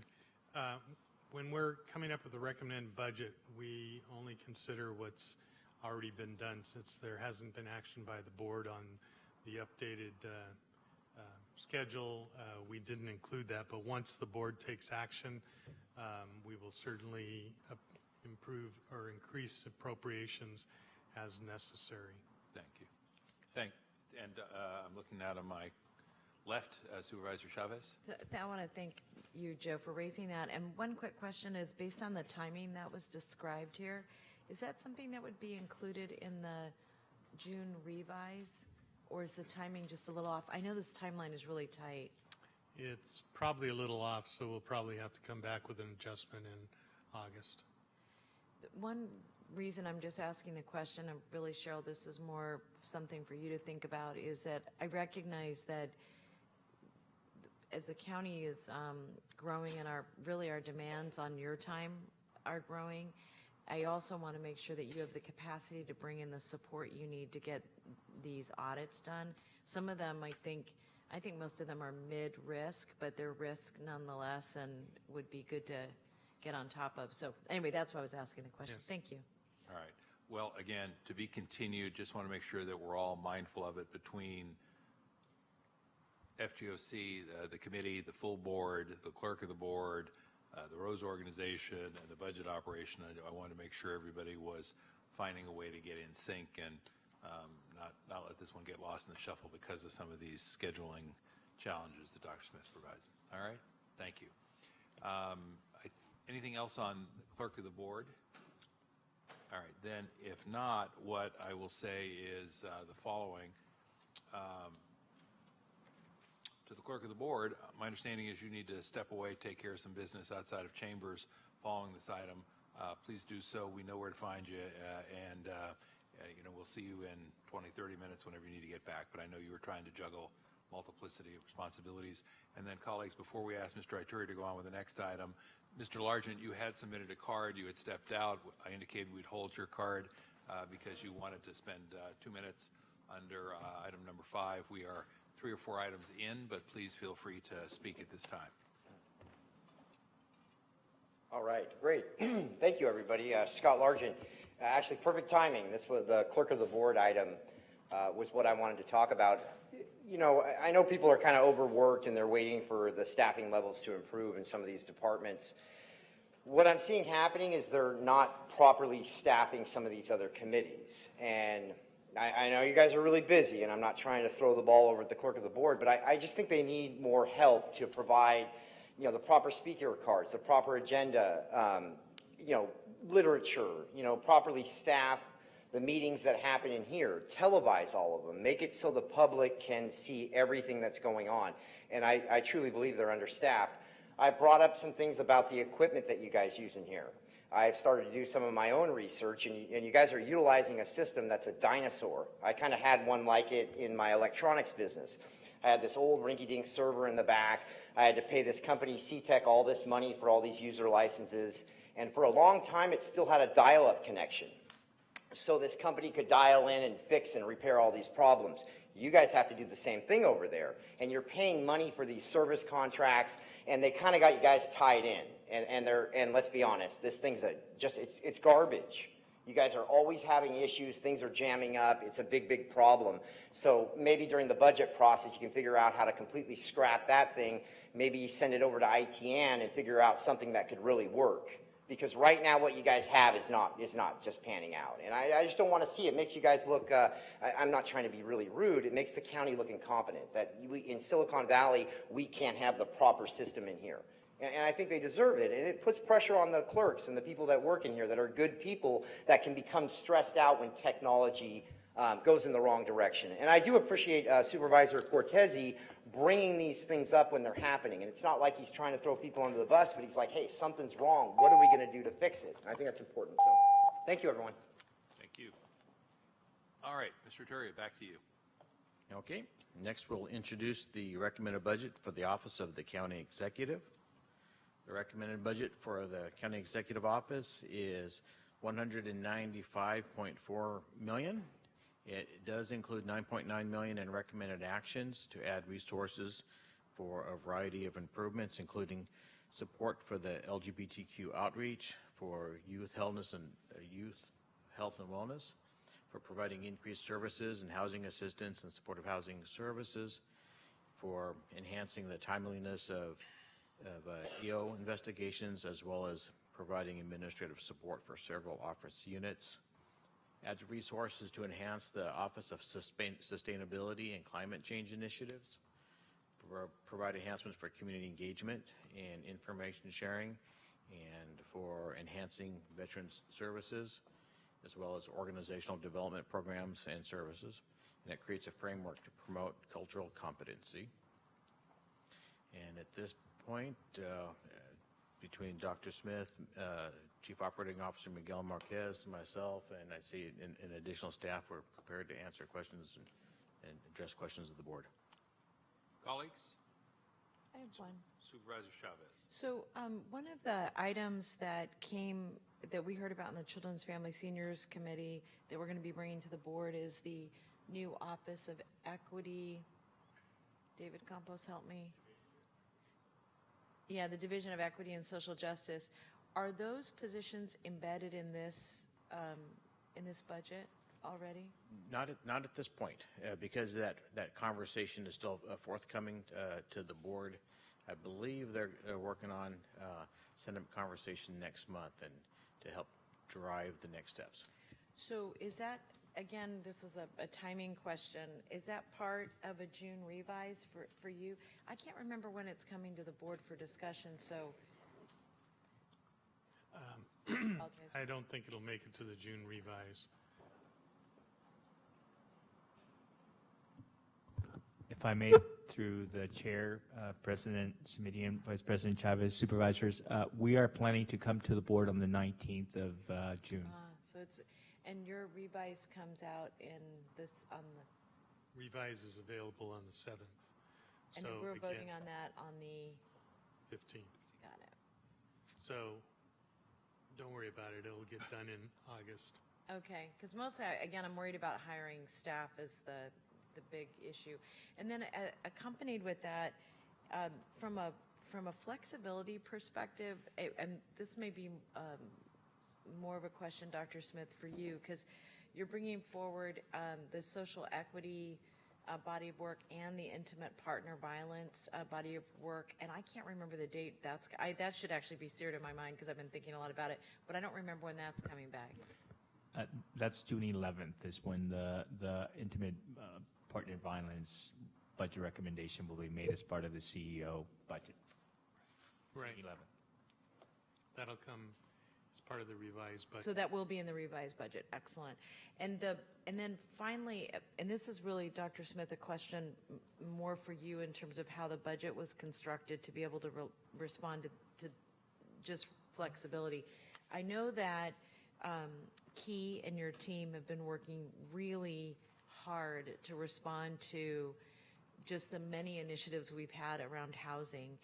And one concern that I've had for the housing department in particular, but there may be other departments that you have this challenge with now too, is that in some instances, I think we're going to be needing outside help, consulting services, and I am mindful, particularly as it relates to housing, that speed is sometimes, it's just such a pronounced part of having success in that environment that it may require us to have some outside partners. And so, for example, one of a referral that we'll be bringing Tuesday that I had a chance to discuss with you previously, or I don't know, maybe June 5th, is going to be to take a look at some opportunities with some other public partners in terms of joint development opportunities. And so do you feel like you have enough flexibility in the budget to give staff, particularly in housing, the ability to hire consultants as they need them within an umbrella, you know, and I don't know how the best, most appropriate way to do that, but I am. Yes, they have tens of millions of dollars. But but I guess what I'm asking is, from a contract perspective, is there, maybe this is a better way to think about this from a procurement perspective. Could you help us understand whether or not it's possible or necessary for us to allow for it,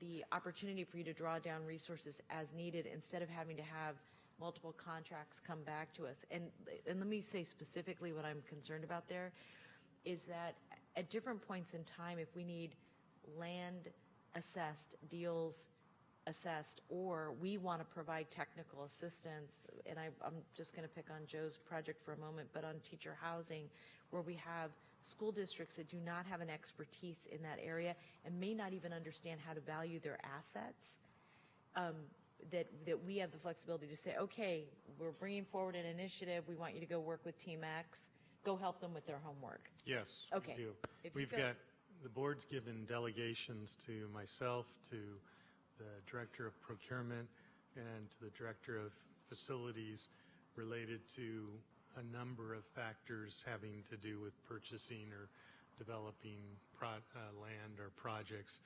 And also, Key has delegation authority to get going on a number of projects. So oftentimes we have a contract in place that we can utilize, a Right. job order contract, or we have a particular provider that's been on retainer. But if we don't during the break or when the board's not available, we do it under my authority and come back to the board for ratification. Oh, good, good. So we try to be as nimble as we can, given the fact that we're 20,000 individuals with a $7 billion budget. Right, and I just want to say, I know I'm one of the, as you were thanking people about task forces and the like, I know I'm the chief task forcer, so I appreciate that, but also wanted to make sure that as we bring forward more partnerships, that you have the team you need to do that. Okay, Right. And great. I should also point out for the public, although this budget process here today and in June is certainly critical for indicating the board's priorities for the upcoming year, the reality is we change the budget every 2 weeks. So so what happens is, once the budget is approved, at any board meeting, there can be an allocation, and we readjust. That's what the F-85 does, is it moves funds from one place to another. So those readjustments can happen anytime during the year.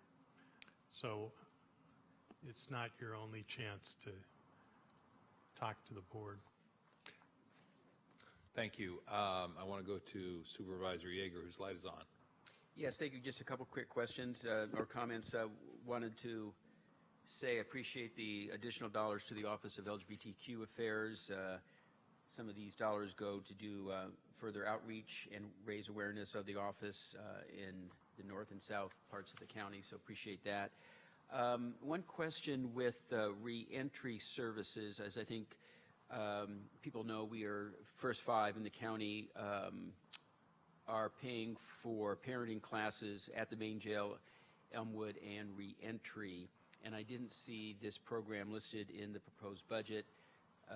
Dr. Smith, if you could maybe look into this and explore whether that we could use AB 109 funds to continue and expand this service. And then also with the Office of Cultural Competency, the Universal Child Care pilot programs, for Dr. Smith, when can we expect to see the approved positions for the Universal Child Care program incorporated into the budget? And as you were just answering Supervisor Chavez's questions, since we can change this budget every 2 weeks, when you think we might be able to include the money for that? We will come back to the full board with a proposal for how many positions and what type we need, and at that point we'll modify the budget to allocate that money. I presume at this point it won't be before the end of June, so it'll probably have to be in August. Great, thank you. I have Javier here to talk about the reentry issue, and he can give you an update on the parent program. Good afternoon, Javier Aguirre, Director of Office of Reentry Services. Currently, the AB 109 funding does not include direct support for First Five. There are in-kind services at the Reentry Resource Center and at Elmwood. But certainly we could look into allocating AB 109 funding for that purpose. Yeah, my understanding is the classes are very successful, and we can understand, what a good service it would be for people leaving incarceration to then to build a family life and hopefully change the direction of their lives. So I think it's a great program, and if AB 109 dollars could be used, that'd be very helpful. Absolutely. So to work with the administration. Thank you. Before we move on, a couple of questions. One is, I'm sorry, Supervisor, I want to make sure you're good. Thank you. Supervisor Chavez had asked some questions about sort of where we are process-wise. Labor standards enforcement in terms of what the budget does or doesn't reflect in terms of personnel? We're in the process of hiring personnel now. You've already approved it. So then the question is it embedded into the budget? Yes. It is. And remind me how many folks we're talking about? Oh, I can't remember off the top of my head. It's about 4 people. It's you have the head of the office, and we're in the process of interviewing for that right now. There is also someone that is hired through county council to provide legal assistance, and an investigator and an additional clerical person. And then I'm not asking for a commitment. I'm not proposing a deadline. I'm just trying to figure out if I had $5 in the office pool, your guess on when some of these people would actually be at work. Not that we would do that, by the way. My hope, Mr. President, is that we will hire someone within the next month or so. And the idea is that you hire the head of the office, who can then proceed to hire the other individuals and come back with any proposed budget modifications in the near future. Got it. And then separate and unrelated question, but to Mr. Arteria, on the issue of the Measure A housing funds, I think my office has been in touch with you on this to talk about how we might convey, display, communicate thoughts, just in the interest of full disclosure and transparency here, since I've been, my office and I have been in touch on this one. Yes, yeah, we've talked about internally with your office about next year's budget document dedicating a section of the front part of the book. Can't keep reiterating some of the plans and proposals that have been reviewed by the board, and if there are any new ones to introduce, that would be an appropriate way to introduce them as well. Okay, so that'll be not in the budget document for the coming fiscal year, but in next year's budget document for the fiscal year +1. Correct. I think that'll be a nice addition to for the transparency. Right. Thank you very much. All right. Looks like we're done with questions for the moment. Carry on. Okay. Members of the board, next I'd like to introduce the County Sanitation District 2 and 3 recommended budget. And for those who are following along, this means we are at item 5F. Yes, F as in Frank. Please. Okay, thank you. The recommended appropriation for Sanitation District 2 and 3 is a total appropriation of $8.7 million. It includes $1.3 million in recommended actions, increasing funding for capital improvement projects, as well as providing appropriation for administrative and legal support and maintenance and cleaning services anticipated for next fiscal year as well. Oops, let me back up. And I don't have a question prompting slide, but this would be the time if the board has any questions on Sanitation District 2 and 3. Any questions or comments on item 5F, sanitation districts? If not, I think that takes us to the next item. Okay, the next item is the Office of the Assessor recommended appropriation. The recommended appropriation for the Office of the Assessor is $42.6 million. It includes recommended actions that in part add resources to support a database subscription. It also provides funding to maintain positions and services despite a loss of state grant funding, and it also eliminates some of the positions that are currently vacant that used to be funded by those state grants as well. And at this point, I see that we've got staff from the assessor's office here as well to help address any questions of the board regarding the assessor's budget. All right, thank you very much. Welcome. Let me see if there are questions. Supervisor Chavez. Thank you. Not a question, just a comment. I really appreciate the that you put in your customer satisfaction information. I think that's just really critical, particularly given that, frankly, going to see you is like going to the dentist, and still you were able to get people to give you feedback and really very positive feedback. I just had one one real kind of a question slash comment, and this may go to you or to procurement, and that is, well, actually, this goes to you. You know, one of the interesting things about your client satisfaction survey made me curious about a question that if it's in here, I didn't see it, and that is, do you all have a set goal for times for responsiveness when we get, you know, when you get an inquiry or someone reaches out on any number of issues? And if you have that internal goal, is that something that you would consider including as part of your budget in the future? And one of the first rules is you have to know how to use that microphone. Thank you. Budgeting is contingent on microphone usage, okay? Thank you. Greg Monteverdi, Assistant Assessor. Larry Stone apologizes for not being able to attend the meeting today. Thank you for your question, Supervisor Chavez. The way we collect our data for our customer service survey is sort of on a batch basis, and we have a variety of methods to do our sampling. We have an automated phone survey that we start up on a periodic basis. Once we have contact with the public, shortly following that, if we collect a phone number, then an automated phone contact goes out to the customer asking them to respond to a short survey. We do our survey on approximately twice a year basis, and we allow ourselves roughly 2 months at the beginning of the survey period to collect approximately 215 to 250 responses before we tabulate the survey. What I meant to ask was, and I apologize for not being more clear, but what I was curious about is, do you have internal benchmarks that say, when we get this kind of inquiry, we will get back to someone by X time?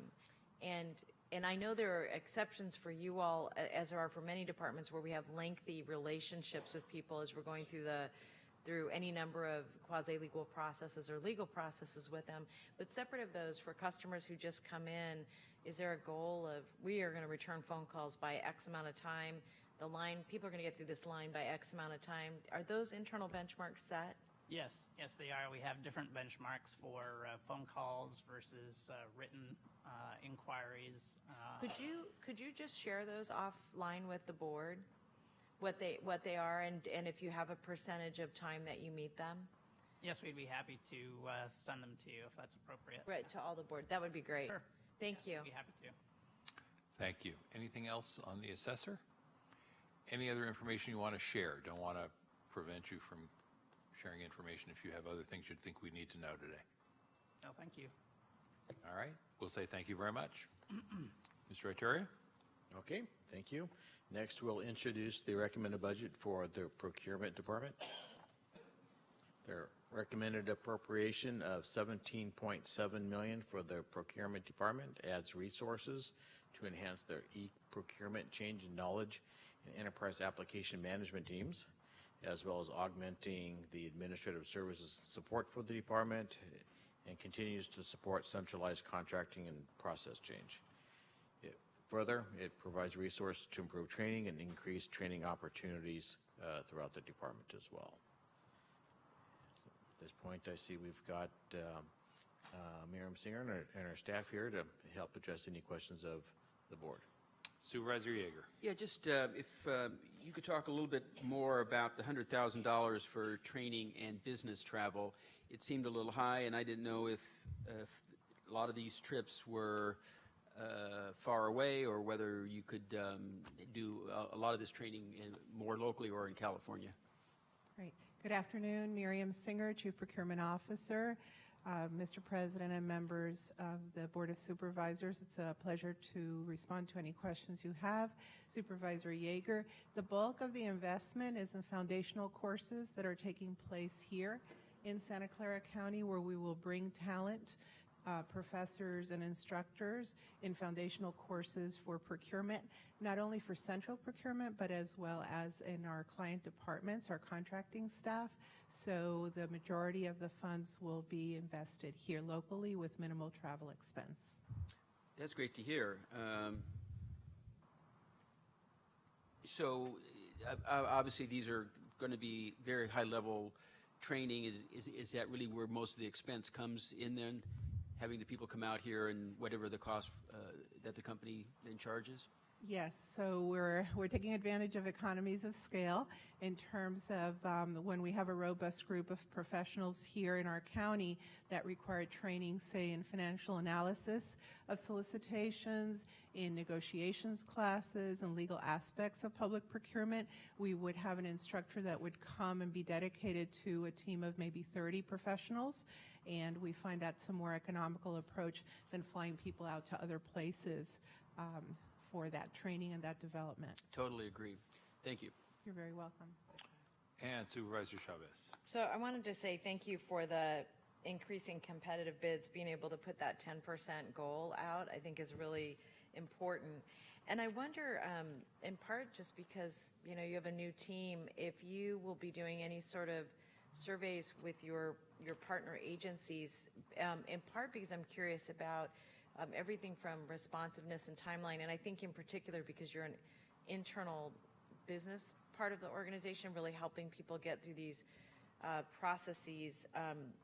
Is that something that you could look at next year in terms of being able to say, here's how long these particular exchanges take on your end? I know the departments have to do their part too. Is that something you're thinking about? And if so, is that something we could see next year? Yes, Supervisor Chavez, that is part of the plan, is to have a baseline survey this year, followed with a performance survey for comparison purposes within a 12-month period of time. And the survey would be both attitudinal but also timeline, like actual processes? Yes, actual processes, external clients, as well as vendors. That's great. Thank you very much. You're very welcome. Anything else on this item, colleagues? All right. If not, Mr. Arteria. Okay, next we'll introduce the recommended budget for the Office of the County Council. The recommended budget totals $53.4 million. It includes recommended actions of $3.4 million to increase resources for increased legal advice and transactional services, for improving administrative support throughout the department, as well as augmenting legal support for the Independent Defense Counsel Office. And to my right, we have County Counsel James Williams here available to help answer any questions the board may have of the County Council budget. Colleagues, supervisors, County Council's budget. I'm leaning in, no? Mr. Williams? Well, you know, it's been a calm meeting, so let me ask, what about a public information officer? We have now the lights come on. Okay. We have a position that we're going to have dedicated to County Council through the Central PIO office.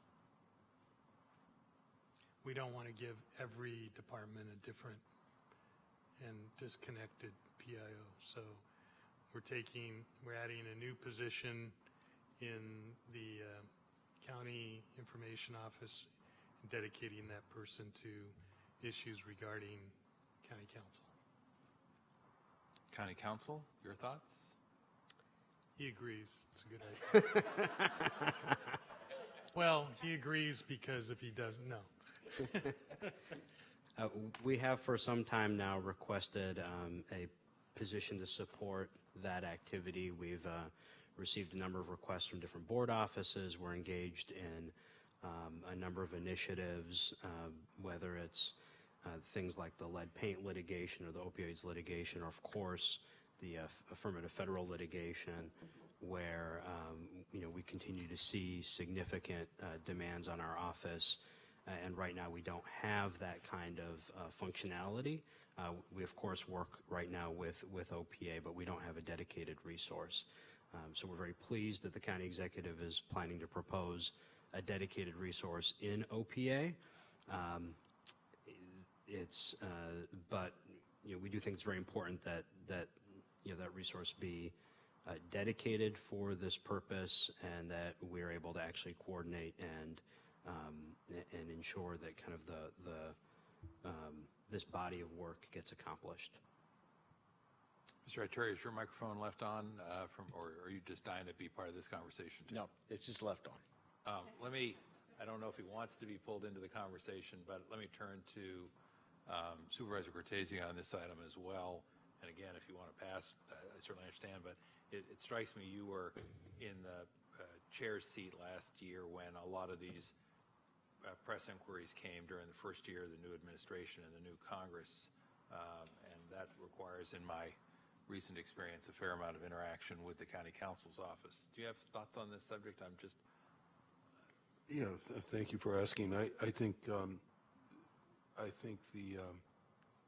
PIO type of position is absolutely necessary and will be necessary for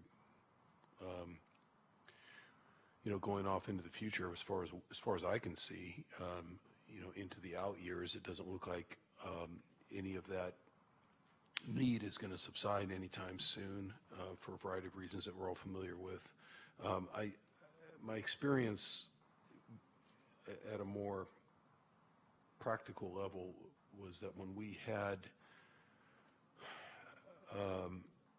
major news to coordinate, particularly with regard to immigration, to news that was coming out of the court system, it was very unpredictable as to when that news was going to break.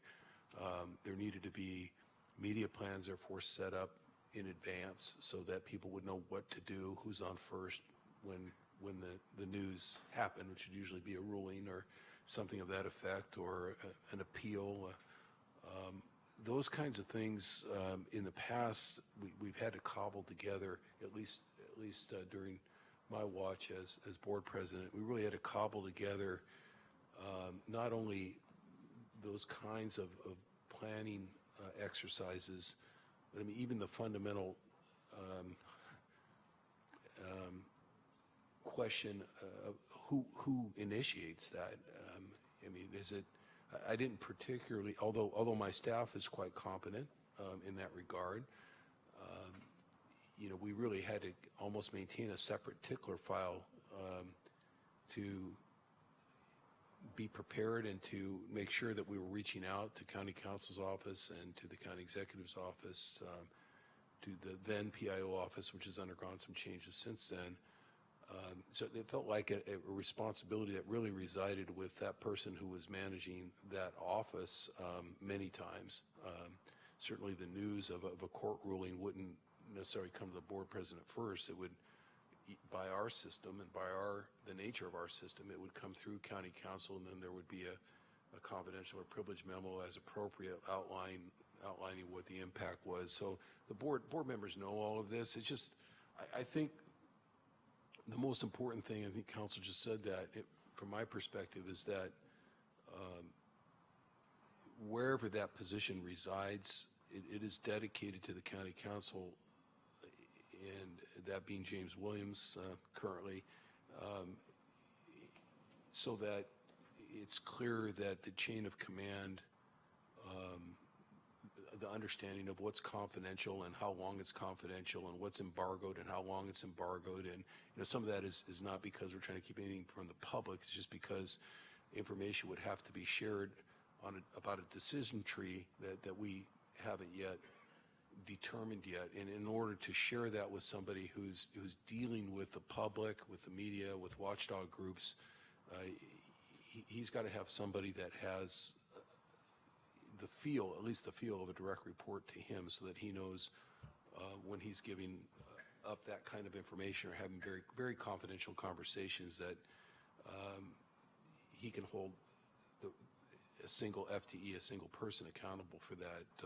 So where the budget gets picked up, I think, is what the county executive is talking about. It would get picked up by his recommendation, by Jeff Smith's recommendation, out of his shop, out of the PIO, but the person being dedicated to the county council. I think it's necessary, and I think if the county council is comfortable with that arrangement, it works. And we could always revisit it in a year, I suppose, and ask these questions again in next year's budget sessions. How is that working?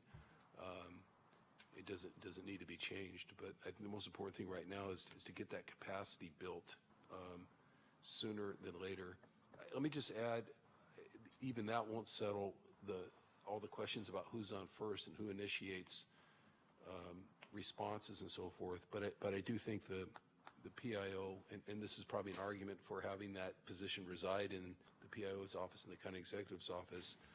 It would seem to me that is where the centralization occurs and where the where the traffic cop is in terms of making decisions about who needs to be ready, who needs to start building these media plans, or who needs to be in briefings and so forth. So that's my 2 cents. I guess what I'm saying is I'd be fine with the recommendation that I just heard. And I've been asking about this a lot over the last year or two. So I'm glad to see something happening. And maybe my standard is not high enough on this President's Committee, but I'm just glad to get something moving on it. All right, thank you. Helpful discussion. All right, thank you. And let's move on, Mr. Iteria. Okay. Next, we'll introduce the recommended budget for the Register of Voters. The recommended appropriation for the Register of Voters budget unit is $27.2 million. This includes recommended actions of $1.1 million to add resources for to enhance oversight and support functions for the automatic recounts, to augment administrative functions, and to support the California Motor Voter Program. It's also necessary for the acquisition of needed software licensing, and also to improve the secure storage of specialized voting equipment. And I see Ms. Boucher is here to help address any questions from the Board of Supervisors. All right, colleagues, Supervisor Cortese, your light is still on. Don't know if that's from the last item. Last item, thank you. Thank you. Supervisor Yeager, to you, sir. Yes, thank you.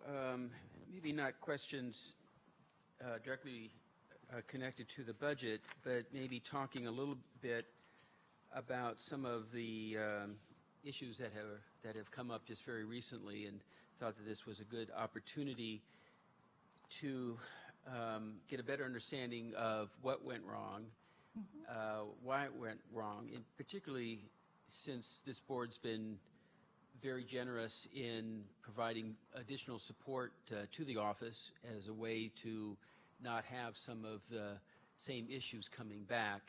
And maybe first start off with the voter pamphlet and the first paragraph that was left off of Jason Baker's statement, and how that happened and why wasn't it caught? Sure. Shannon Boucher, Registrar of Voters. With the voter guide issue, yes, with Jason Baker's statement where the first 3 lines were left off of the candidate statement, there's a proofing process between the vendors and our office, and our office approves the final document and approves it and sends it back to the vendor. So we did that, and we approved the correct statement for final approval. And when the vendor pulled together their files for actual printing, they used the version that was not approved by our office. Was that a prior version that you had sent? Where did they get that to begin with? It's one of the prior versions. Each document can have multiple prior versions with edits that go back between things that may not have been there from our office, things that may not be there from the vendor. It doesn't happen in every document. I don't know that exact one, but we have the final document that we do approve, and the one we approved contained the complete information. That said, something still went wrong. Correct. The vendor. And we can blame the vendor, but I have to say, I blame the ROV. It's the county who's going to be responsible for this. No one knows the vendor's name. And so whatever you had set up didn't work. You're correct. It is, I take full responsibility for the error in our department, and we are working with the vendor to help improve their process to prevent this item from happening again. Yes. So why, and I understand exactly what you said, but it seemed like there was still one more step where it was the final document that the printer, that the vendor was going to print, that then you did not see.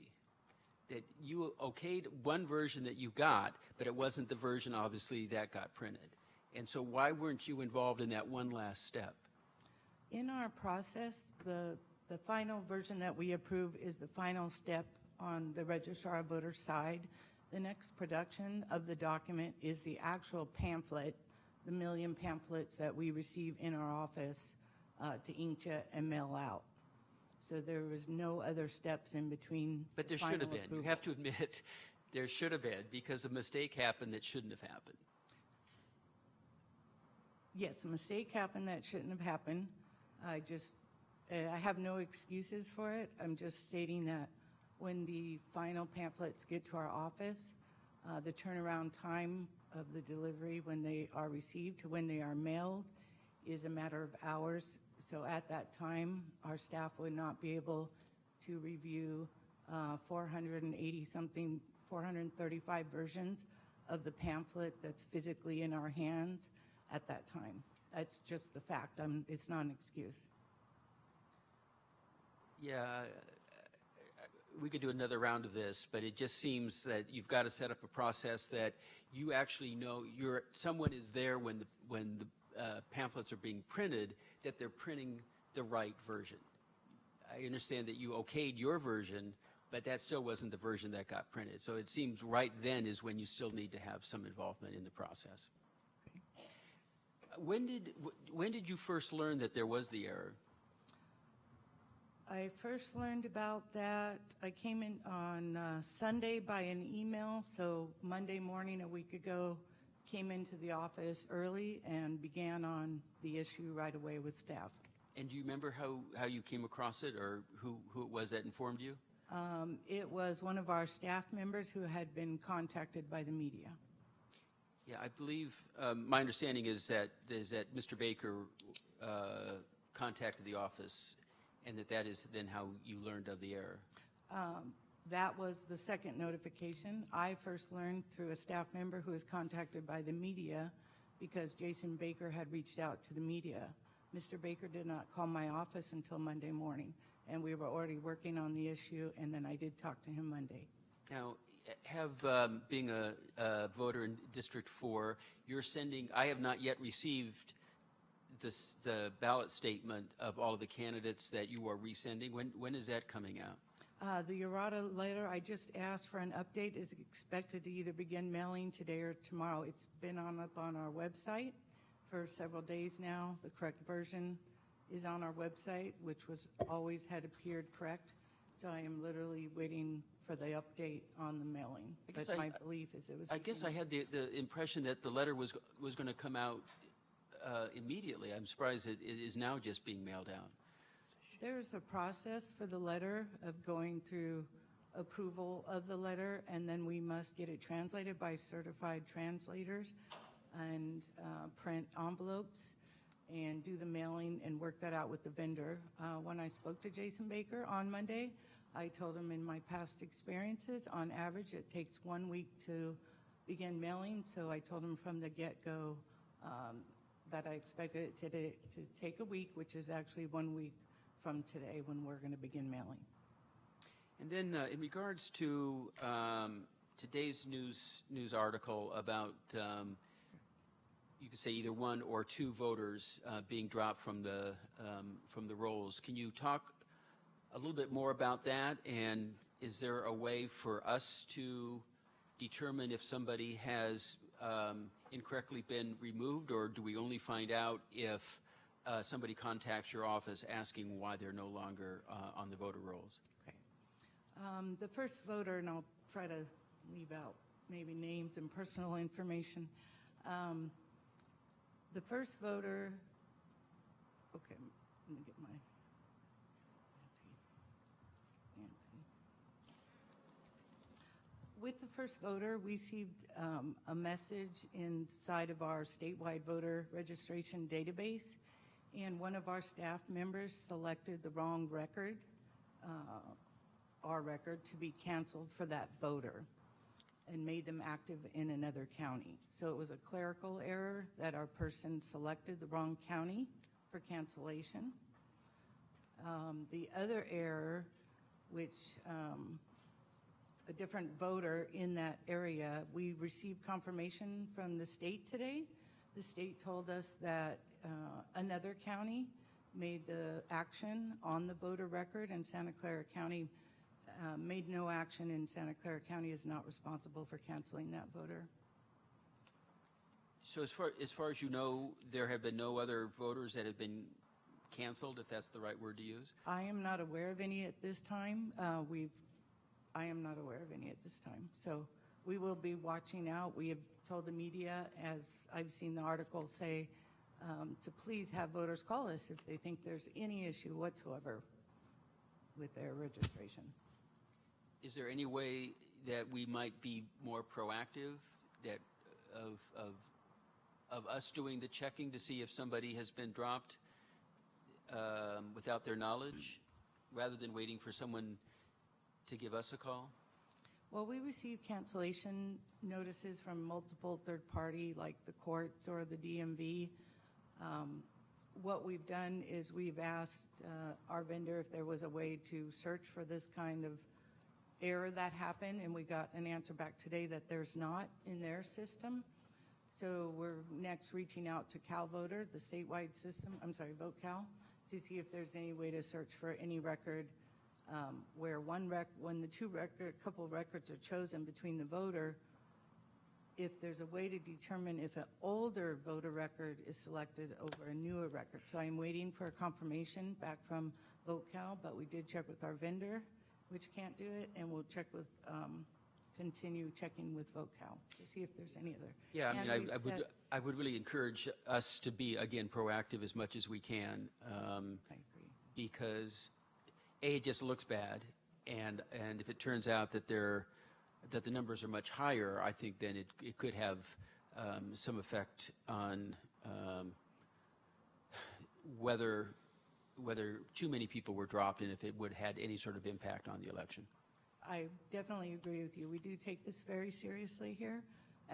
And just so you know, we also have just implemented a procedure that when our staff members are looking at records from the VoteCal, if there is, because you have older versions of voter registration records, if for any reason they want to select the older version, which was inaccurate, that they are now to check with the supervisor first. So we are taking it very seriously.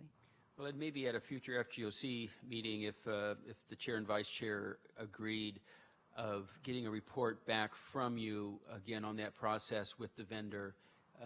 Clearly, there needed to be one more step from us that didn't happen. And again, you've just got to follow it all the way through, just so this situation just doesn't happen again. We will do that. Thank you, Supervisor Yeager. And just before I turn to Supervisor Wasserman, happy to schedule the conversation for FGOC, where Supervisor Chavez and I can take a look at some of these issues in greater depth and think a little bit more about what we do prospectively. Supervisor Wasserman? Thank you. I have a slightly different perspective, I think, than Supervisor Yeager, and I just want to clarify if I understand the situation correctly. The ballot statement comes into you, you proof it, you send it off to the vendor. The vendor then prints everything up, sends it back to you for distribution. Not really prints everything out, so it's done electronically. So there's a file, like a Word document or however the file TIFF is, Okay. that goes back between So the vendor. it sends it electronically back to you. I guess, Shannon, what I'm trying to get to is we pay the vendor to provide a service. Correct. You approve a final draft, in this case of a ballot statement. You send it to him with the expectation that they'll print the final draft that you give them. Correct. If they send you back something that's erroneous, and if we have to check each thing that they send back, and then you find an error and send it back to them, then they would send it back to you, and then you'd have to check each thing again. And do you see what I'm saying? I appreciate your falling on your sword, but we pay them to provide a service. And I think where perhaps I differ a little bit, or perhaps we're on the same page, is when you approve, in this case, a ballot statement, send it to a vendor, you have the expectation the person you're paying to provide a service will reproduce what you've done.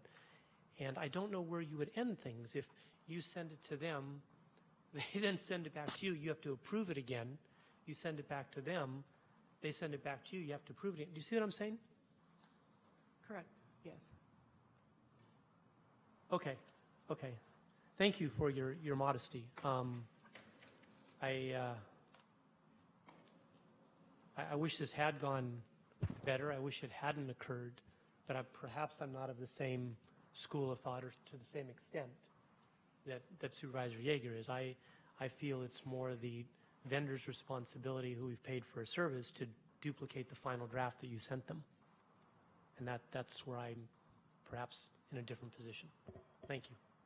I see that Dr. Smith has his light on, so let me turn to Dr. Smith. Just for information for the board, the vendor has adopted new procedures and policies because of this problem. We directed the registrar voter to fall on her sword. All right, enough sword play. Shall we move on to the next item? We shall. Mr. Ituri, you're up next. Okay, Ms. Boucher, thank you very much. Next, we'll introduce the Information Services Department recommended budget. The Recommended Services Department recommended budget includes a total appropriation of $277 million, and this includes recommended actions of nearly $149 million. The significant part of that recommended action is the redirection of resources from other departments, primarily the health and hospital system and the social service and agency system, to create one IT through the consolidation of countywide information technology operations. It also, the recommended actions also add resources to increase the capacity for project delivery, operations, and core security management, as well as establishing a technology innovation and architecture function, and as well as resources to modernize the county's IT strategy, governance, and customer engagement. Actions include the improvements to the refresh rate for laptop and desktop replacement, and to implement the IT capital projects. The IT capital projects were identified and through a relatively new process involving significant engagement with all the departments and development of a presentation in what we are now calling verticals, and this helps with that new governance and project oversight process. And it also does include a significant proposal for information technology projects to help the departments deliver a lot of their core services and desired services from the community. And at this point, I'd like to see, I see Director Duncan is available here and to help address any questions that the board may have regarding the Information Services Department or the information technology project proposals. Board members? Let me ask this question. We've had some conversation about this, Ms. Duncan, at the FGOC level, certainly, and Mr. Ituri just sort of walked through what some of the hoped for benefits are of the consolidation. I'm not sure that as we sort of march through this, people realize this is a big deal in terms of how we pull together IT under one roof, one operation. You know, one of the challenges of having a bureaucracy as large as the counties is that, particularly with all the different departments and agencies, 70 to 80 different operations, depending on how you count on any given day. So, I mean, I think Mr. Ituri walked through the rationale for here's what we're going to get out of it. How are the various departments and agencies responding? Because folks like to do their own thing. I understand that. We I think expect that somebody says, well, we'd like to do it this way, and you're going to tell them, here's the way we do it. So, Let me jump in on that. all right.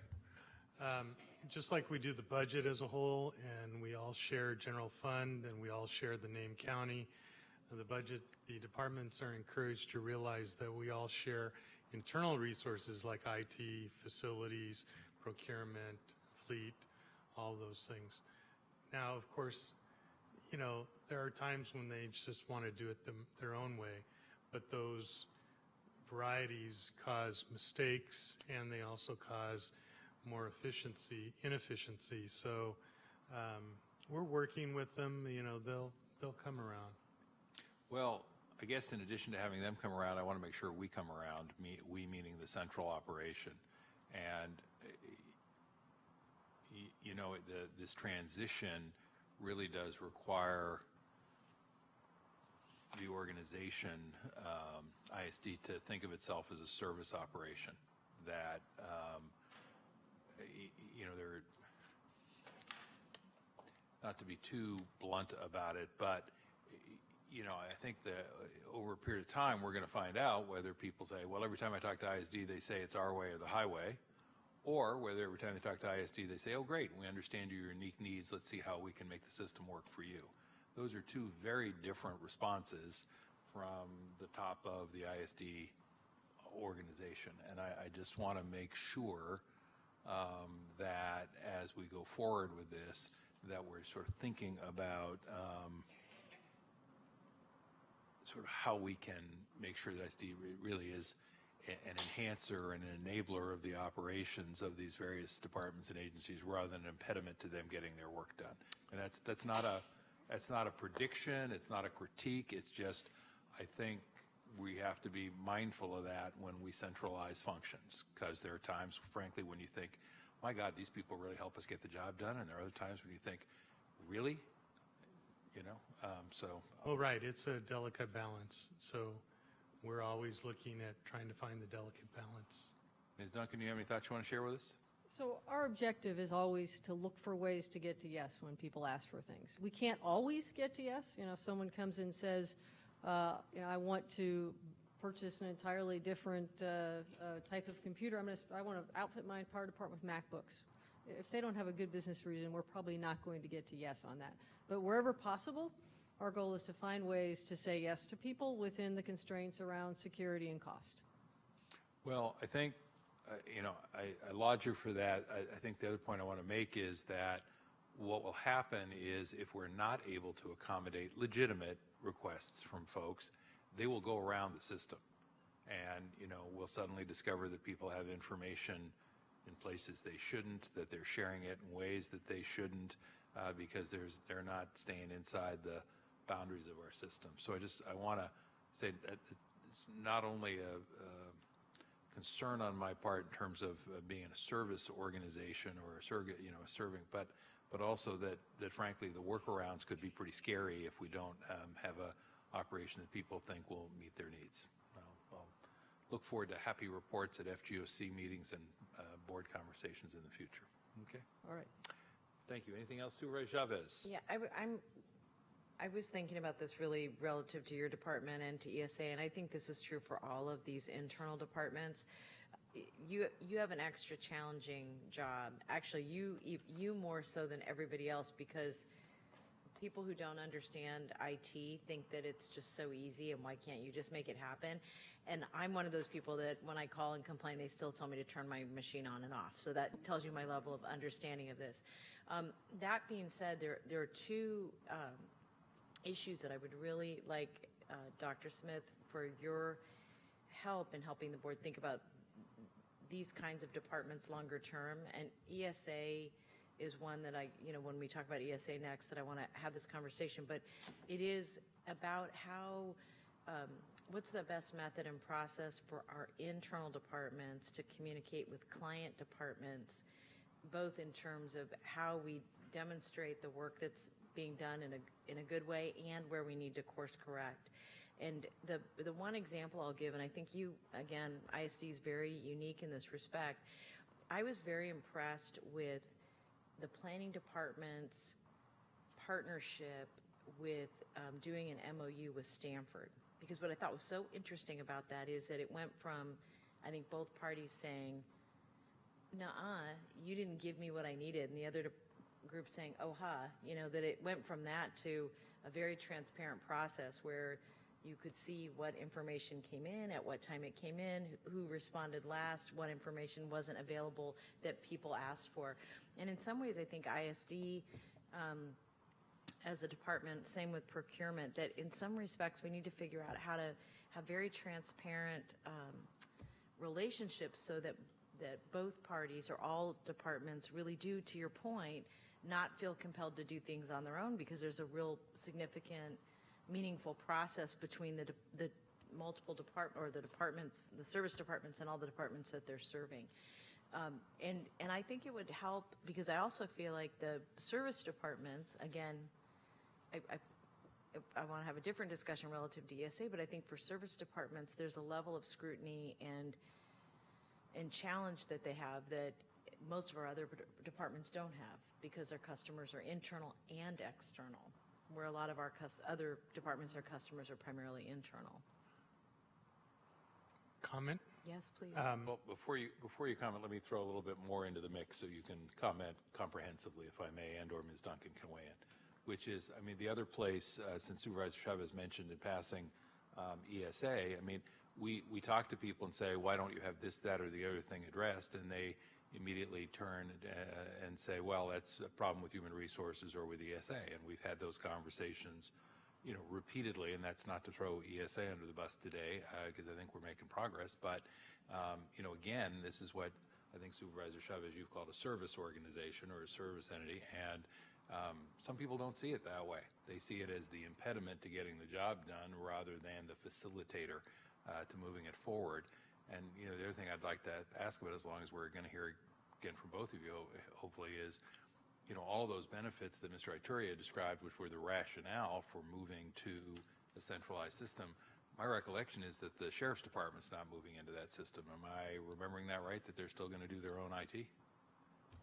That is correct. Right now, we're consolidating the three groups that were already partly consolidated. So we're completing that process, which is HHS, SSA, and ISD. It does not include the Sheriff's Department or a number of other departments. I think it always depends on exactly what you're talking about. There's some programs that aren't shared across the entire enterprise and some that are. And for example, email. We try to standardize that across the entire system. Yeah. The sheriff's going to have to play, everybody's going to have to play, otherwise we can't communicate with each other. When I first got here, there were 22 different email systems. None of them could communicate with each other. So in a service organization, the most important skill is communication. And when you're talking about the interaction between department heads and service departments, my experience, and I think you'll find that the experience of basically any organizational analyst, is that communication is the key. And we do have a pattern that we're trying to quelch of people pointing fingers rather than coming up with solutions. And so I would just encourage the board, try not to take sides, because there's always a whole lot of information that you don't know, that I don't know, that we don't know.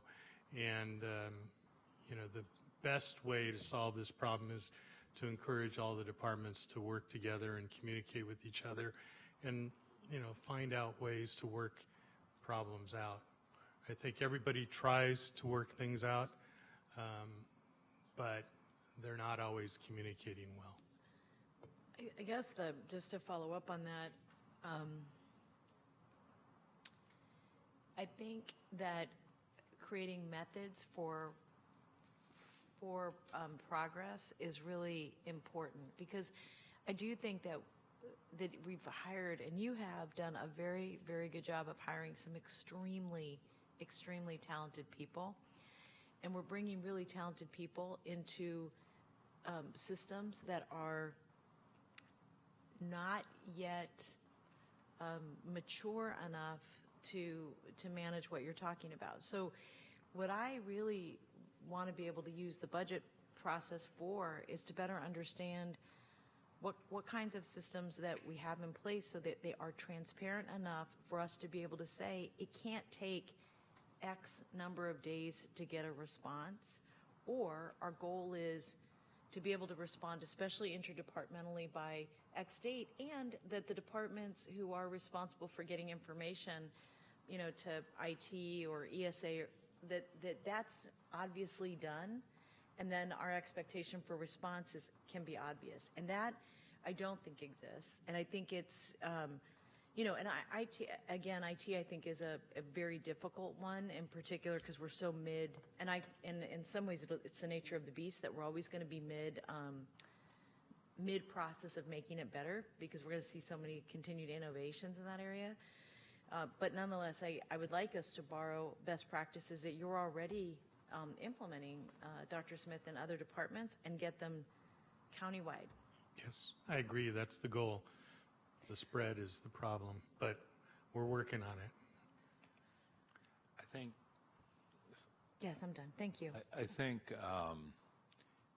you know, the one, it's just it may just be a semantic difference, Dr. Smith, but, you know, when you talk about the importance of the communication, agree, rather than pointing the finger or blame at somebody, you know, say, you know, come up with solutions, agree, but when parts of the organization are at the mercy, if you will, of a centralized function, it's on the centralized, to Supervisor Chavez's point, it's on the centralized operation to understand the legitimate needs, I want to underscore the word legitimate, the legitimate needs of, I'm going to call them their clients. So whether that's facilities and fleets, and you're stuck. It's like, you know, you go to them, and if they can't help you, you're stuck unless somebody does a workaround. If it's ESA, you're stuck unless you do a workaround. You know, if it's ISD now, then you're stuck. And, you know, I'm, to Supervisor Chavez's point, I'm probably not going to be able to say to the folks in ISD, let me tell you how you should configure this so it works better for all of us. That's the whole point of having a centralized function, which is that these are people who are going to know what they're talking about and know how to do things in the best way. So again, my exhortation is that as we go forward with this effort, that just people be mindful of the fact, and I have no reason to believe you won't be. I'm underscoring it as a value and a priority for me.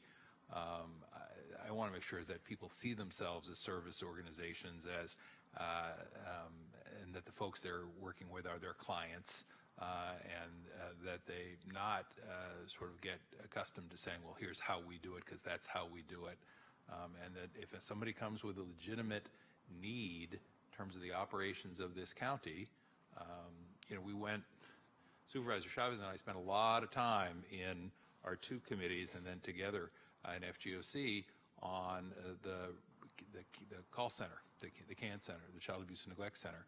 And, you know, we got a lot of explanations about why things didn't work any better, and those just weren't acceptable. I mean, if I remember correctly, Supervisor, you know, when we started down that path, we were only getting 59% of the calls picked up for the Child Abuse Neglect Center. No, this isn't your bailiwick. I'm just using it as an example. It's like, and people had lots of reasons, and many of the reasons I think were probably legitimate. But you just had to say, I'm sorry, but if somebody's picking up a phone and calling because of child abuse and neglect, you can't say, well, sorry, we can only get to 59%. That's just unacceptable. So, you know, did we personally know how to redesign the system? In some cases, yes, but most cases, no. And we needed people to sort of say, all right, you know, what are we going to do to serve our clients well in this circumstance? So, enough said times two maybe, but at least it's been said and the expectation is out there. Anything else on this item, colleagues? Going back to the sheriff, I understood you say that that wasn't happening at this time. Is that anticipated, or do we just anticipate that for the foreseeable future they're going to have their own IT operation and it shall be thus? So we have not anticipated anything beyond the current step, Supervisor. We have a lot to take care of in this current process. All right. Thank you very much. Mr. Ituria, I think that brings this item to a close, and if you want to go on to the next one, that'll be fine. Thank you. Okay, thank you. The next budget to introduce is that for county communications. The recommended appropriation for the County Communications Department is $31.8 million. That includes nearly $1 million in recommended actions to acquire the current standard communication and testing equipment, to supplement the participatory fee for our regional communication system, as well as funding software updates and professional service fees. And I see that we have our director here that can help answer any questions. All right. Colleagues, anything on the county comms? Good job. And a lot of improvement. It's exciting. Want to call that a successful visit? Can I jump in? Oh, all right. Dr. Smith, to you. Well, in keeping with what we were just talking about, I think County Comm's a great example of how teamwork and communication solve problems, because it wasn't more than 2 years ago that we had multiple vacancies and lots of complaints and lots of problems, lots of finger pointing. I think that Tony has come in and really done a fabulous job reorganizing the process, communicating better, and we've filled basically, I think, all the positions, right? The dispatch positions? Not quite yet, but we are making really Very good progress. close. Very close. So Tony's a great guy. He happens to work for the fire department. If you're going to have a vacancy in the future, you should consider him.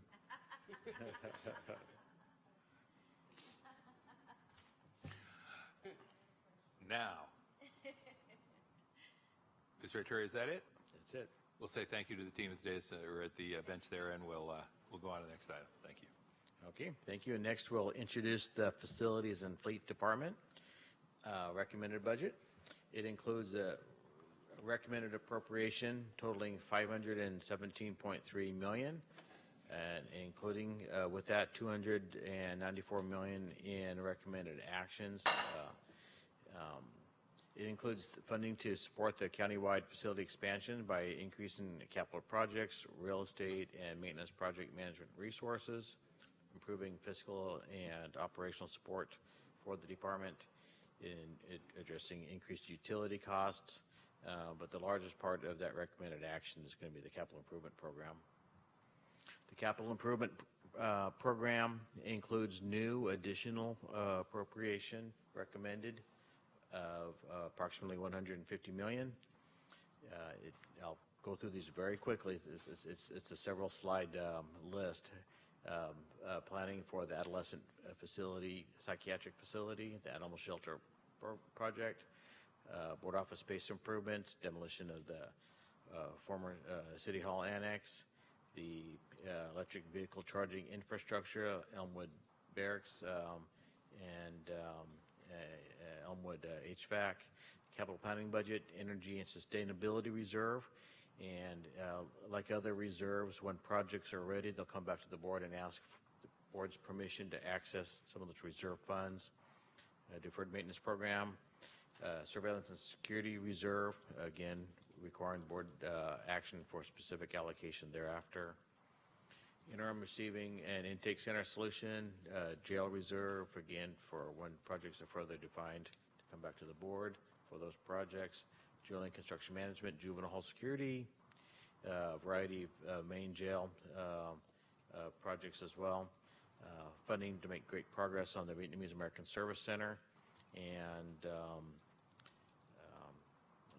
another reserve for office reconfigurations through the capital budget process because of the success in filling many positions and the continued growth in adding more positions elsewhere. There is a need for office reconfigurations, and as those projects get further defined, we'll come back to the board and ask for specific project amounts out of that reserve.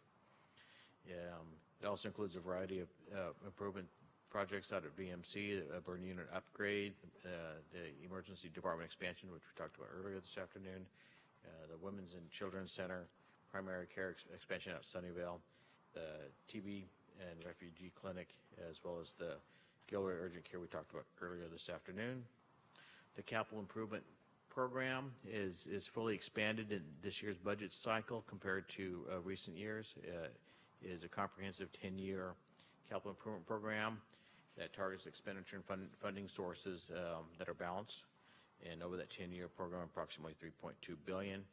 The major projects on that 10-year horizon, meet many of the board's priorities and identify needs on that horizon. In addition to those that I spoke about earlier that are in the capital improvement project, it also provides targeted funding for the East Valley campus, hospital expansion, additional county office buildings to meet the needs, the new jail facility, which great progress has been made on that, and again, the Vietnamese American Service Center, and it's anticipated during that horizon as well, adding a public safety and justice building or buildings as well. And I see at this point for the Facilities and Fleet Department, if there's any questions, we have our director and staff here as well to help address any of those that the board may have. And Mr. Arturo, just to be clear, it looks to me like we've laid out both 5M and 5N as in Nancy, or am I? Yep. Yes, that's correct. All right. Board members, I see some lights on. Supervisor Yeager. Yes, thank you. I know that you've allocated money in the budget for the Tiffany Center, and I was wondering if you could, I think it's for an audit of the Tiffany Center, and I was wondering if you could an energy elaborate a little bit about it.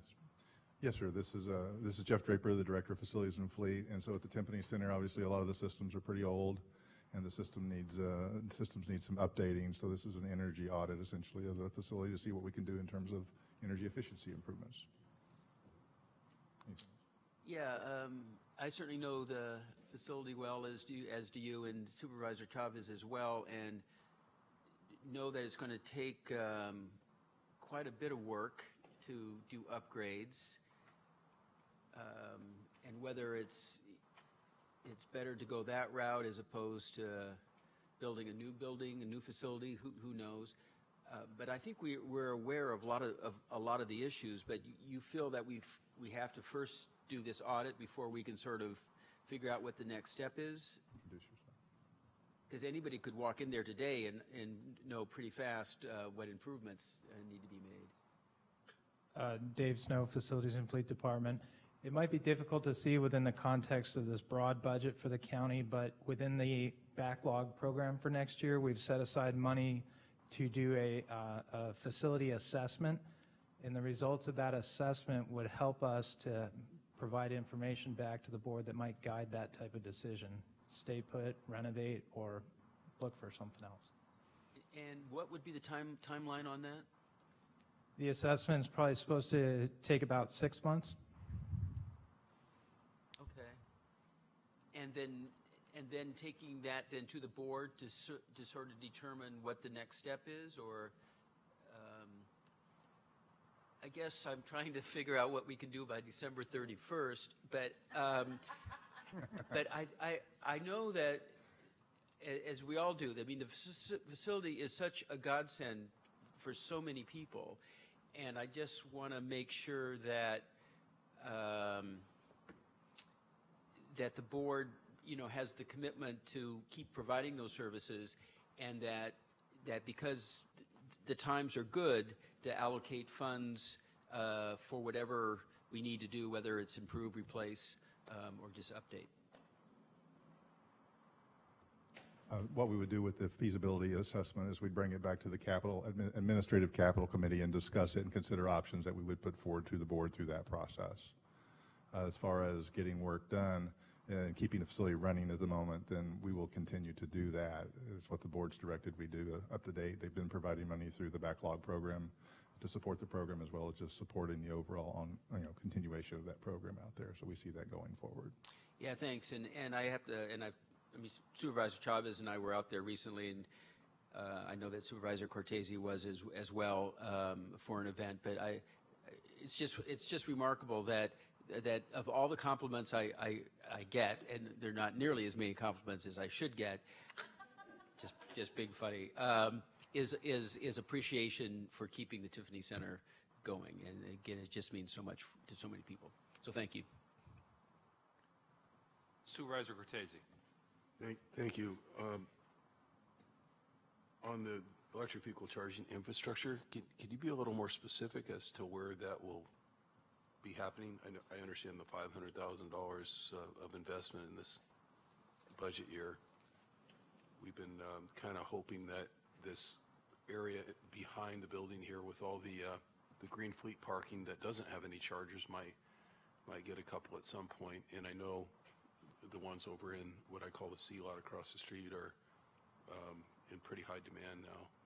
And I know you've been working on it. We've asked that question offline a few times during the course of the past year, but since we're out here in a budget session in public, if you could just let us know where you plan to spend that money.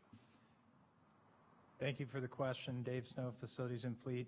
So the consistent with what we've reported through Finance Government Operations Committee, we're still working to provide chargers at the Charcot campus, Berger campus, Civic Center parking garage, and the building at 55 Younger, the office of the sheriff. And quite frankly, I'd feel more comfortable if we can provide an off-agenda report, because we're currently pursuing grant opportunities that might exponentially speed the deployment of these chargers, and it's sort of a week-by-week basis that we're getting information back.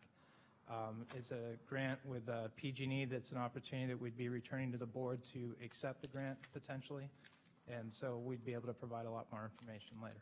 I can, Supervisor, if I could, I can add on that as part of the demo of the old City Hall. That also includes a parking lot with about 180 stalls that'll be put back here. We're planning on putting EV chargers in that, as well as a few just immediately behind this facility here. Okay, thank you. Through the chair, thank you for that response. On the off-agenda report, I would just suggest that that's great as far as I'm concerned. I'm sure the other supervisors don't mind, but as long as we get the answers to these questions before the hearings, before the June hearings, and that would be another opportunity to give us the information, obviously, but that's all I would ask. Thank you. Thank you. And I just, as the champion of preventative maintenance and deferred maintenance, I wanted to call out the fact I did appreciate the metric, the 6-to-1 analysis. I was, of course, struck by the fact that our numbers are often not in the 6-to-1 vicinity, I'll put it that way. But I do think that having some, industry standard benchmark against which to measure what we're doing is a helpful step, and I appreciate the way it was called out this year and easy to follow. All right. And we'll look to have better metrics with the passage of time and the commitment of resources. Anything else, gentlemen, who you want to share with us on these two items, M&N? All right, then without objection, we'll move on to the next item. Mr. Ituri, thank you. Okay, thank you. Next, we'll introduce the Santa Clara County Library District recommended budget. And the recommended budget totals to $77.8 million, and there are not recommended actions at this time. The Joint Powers Authority will be considering budget adjustments on June 7th. So thereafter, the board may be asked to make appropriation adjustments to align the budget to the JPA's action at a later date. And I see that we have our district librarian here to help answer any questions that the board may have. All right. Mr. Wasserman, your light is on. Thank you. As chair of the library district representing the county, along with you, President Simidian, I just want to thank Nancy and Chuck for what a great job you've done the last several years that I've been involved with the library. And if more departments could be more cities, more entities, period, could run like you guys do, I think that would be great. Thank you for all that you do, both fiscally and socially, and the involvement in all the cities. Thank you very much. Thank you, Supervisor Wasserman. And I think the only thing I will add is I do think there's a very conscious conversation that takes place at the library district and at the board level about, on the one hand, trying to provide as much service as we possibly can, and thinking But on the other hand? But on the other hand, making sure that we don't get overextended in a way that is not sustainable and that doesn't leave us with adequate reserves. And there's always that tension, and it's a healthy tension, and it's one that I think the board, but certainly the management team, is always mindful of, and I appreciate the fact that you're always having that. My colleagues tease me about that on the one hand, and on the other hand, conversation internally as an organization, leadership, and then with the board and the community and the wider community. So I think that's put us in a very healthy place, doing as much as we can, but not getting ourselves in a place where we make the organization vulnerable. Any other comments or questions here? Any comments you want to make, or presentations, or, dramatic revisions you want to suddenly propose here at the 12th hour, 11th hour? No, all right. Or just take yes for an answer. Just take yes for an answer. All right, then thank you very, that's another one he teases me about. All right, thank you very much. Appreciate your patience today with our meeting. Mr. Ituria, that takes us to? That takes us to the Finance Agency. So next we'll introduce the recommended budget for the Finance Agency. The recommended budget includes a total recommended appropriation of $275 million. The recommended actions are a mix, and the bottom line result is a -20, and that's because of the transfer of financial transactions of the whole person care from the general fund to the VMC as a better place to have more direct recording of those transactions. But nonetheless, that aside, there are recommended increases in appropriation to including the transfer of administrative responsibility of the employee reimbursement program to the controller staff. It also provides to add resources to migrate and maintain the VMC accounting system to improve transparency and process efficiency. That migration has a significant component in the controller's office. It also provides resources to support partial tax payment program on an ongoing basis, and to archive critical data, converting records for digital preservation, and to acquire a server for network storage. And I see Ms. Harrison's here and available to help answer any questions of the board. Colleagues, questions? Ms. Harrison? Sir? Anything you want to share with us? No, sir. Dr. Smith, Mr. Ituria? All right. Then I'll just say thank you for the implementation on the partial payments. I know that was an area which there was some uncertainty when we embarked on the effort, and I think you've really stood it up quite nicely. Thank you. All right. Thank you again. Mr. Ituria, back to you. Employee Services Agency. Okay, this is our last departmental presentation of the afternoon. Is the introduction of the Employee Services Agency budget. The total recommended appropriation for ESA is $35.9 million. It includes $2.6 million in recommended actions to add resources to enhance data analysis capacity, to inform project management, to enhance education and training related to personnel practices for the hiring managers throughout the organization, as well as departmental administrative staff, to provide communication and consistency of business practices improvements, and to enhance professional development of ESA personnel and operational administrative support services throughout the agency. And at this point, I'd like to turn it over to Deputy County Executive Mills to provide an update on the current vacancy. Thank you. Yes, thank you, Greg. John Mills, Deputy County Executive on behalf of the Employee Services Agency. With this slide, I will just reference a report that was distributed to the board on Friday evening and posted to the agenda this morning as supplemental information that gives a point-in-time picture of the vacancy status of all county positions, and also discusses various reasons that are summarized on this slide for why certain positions that are currently vacant may not be in the recruitment status at this time. All right, colleagues. Supervisor Chavez. So thank you, and I look forward to getting more of an update on that.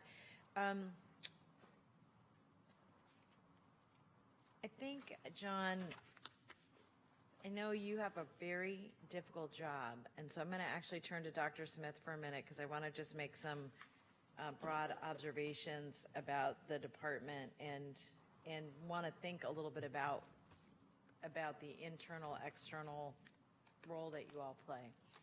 I have, of all of the departments that we're interacting with, and I'm going to go back to when I very first started. I met with every department head, and I said, if you had a magic wand, what is the one thing that you would change? And people had, different visions about, actually all kinds of things. But the one thing they had that was consistent was improving ESA. Now, in fairness to you, John, I know you haven't been there forever, and in fairness to all the employees, I recognize that we're in a system that's got a lot of rules and regulations, and that it's kind of steeped in history and in a certain kind of culture that you're still working through. But the one request I would like to make, and you should tell me if this requires a referral or all of us voting on it or how you'd like to proceed, is that I think this is the department that we have the most opportunity to create a very transparent process relative to the departments, their responsiveness, and the responsiveness of ESA. And I think ESA is uniquely suited to this because in many respects, the work that ESA does is so connected to the departments, and frankly, I think it's one of the departments that it would be easier to create goals and on both parties in terms of timelines.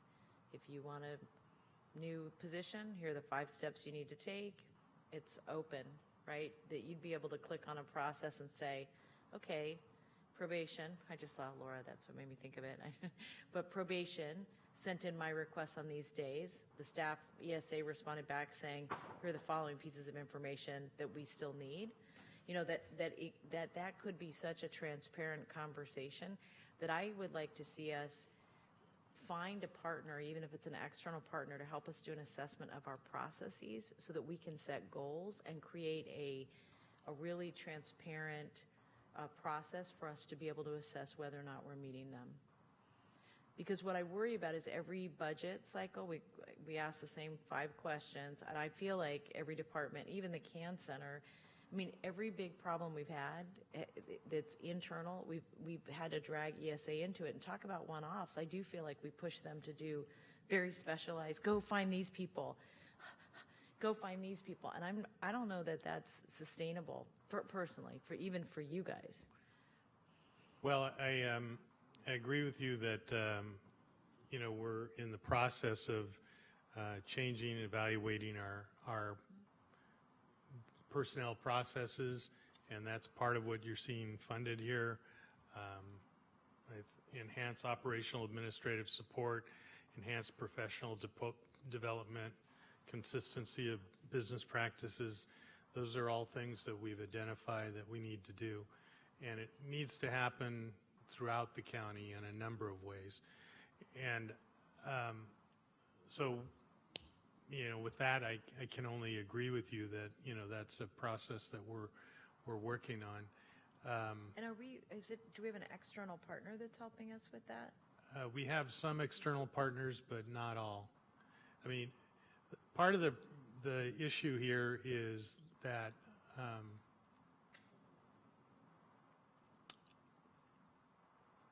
how do I say this? We are very unique.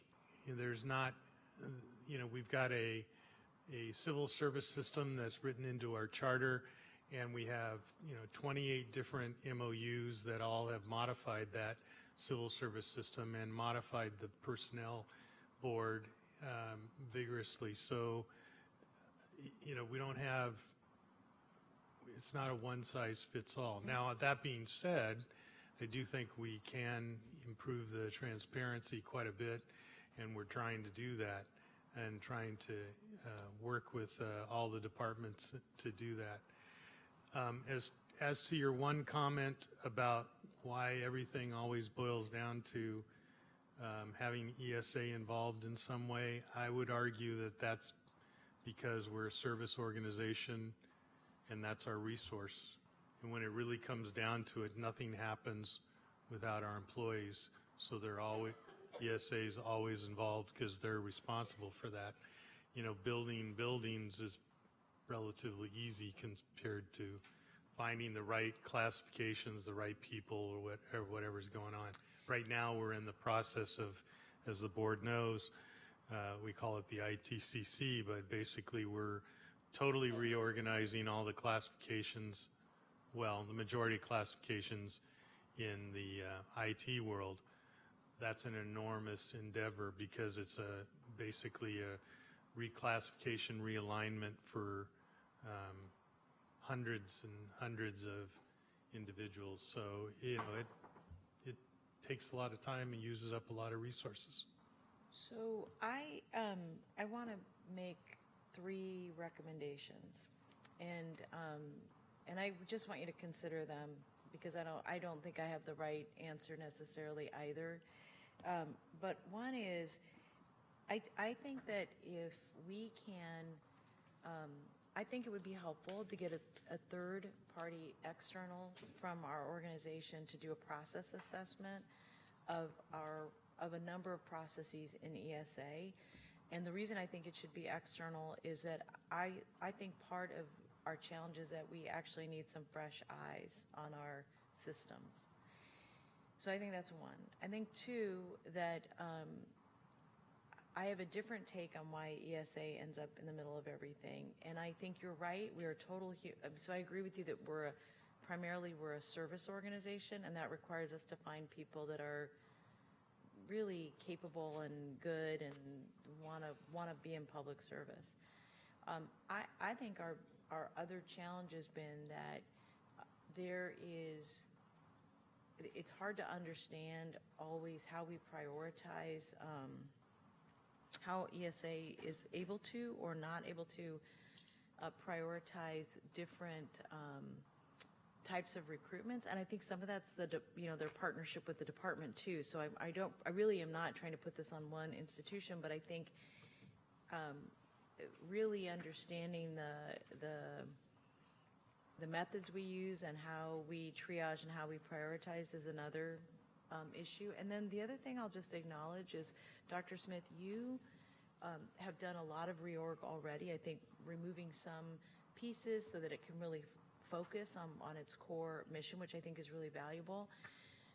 But what I am concerned about is that ESA, in many respects, it's the core of the culture of the organization is housed in that environment. And I don't yet understand how the work that you've been doing on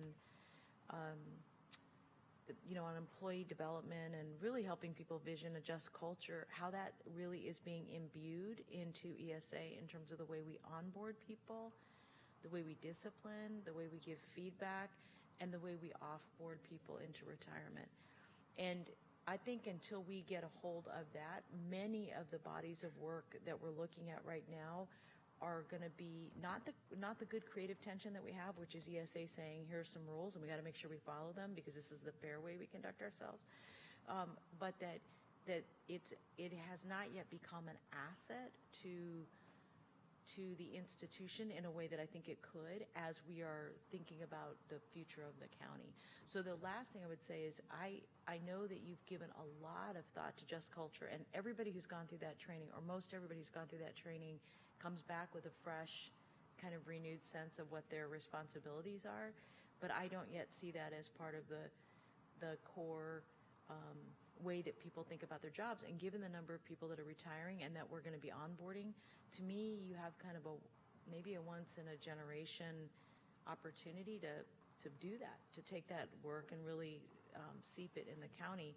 And I'd be interested in understanding how you're doing that, or how you think that could be done over the next 2, 3, 4 years, because I know it's a long haul. Just a few thoughts. I mean, in general, I applaud your thought processes and agree with you on a lot of the concepts. We definitely are doing a transition in ESA, which is dramatic. We had a discussion a little bit ago about the service departments, and it's very clear that in the past, ESA was not seen as a service department, and in reality was not intended to be a service department. It was actually, I'm talking about years before me, before you, And so making that transition is something that's very important, and we started that a while ago, but like you say, it doesn't take forever. It doesn't take forever, nor does it take a short period of time. But just by example, it's been really the last probably 4 years where a number of individuals who work in ESA on the 8th floor have felt free enough to talk about the concerns and process problems that they have and issues that they think need to be resolved. I think much to John's leadership of listening and trying to address those issues, that's enabled them to open up.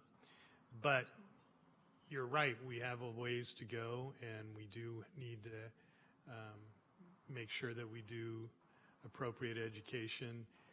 The model in the very distant past was, to say to the departments, here's the rules, managers, go out and figure it out on your own.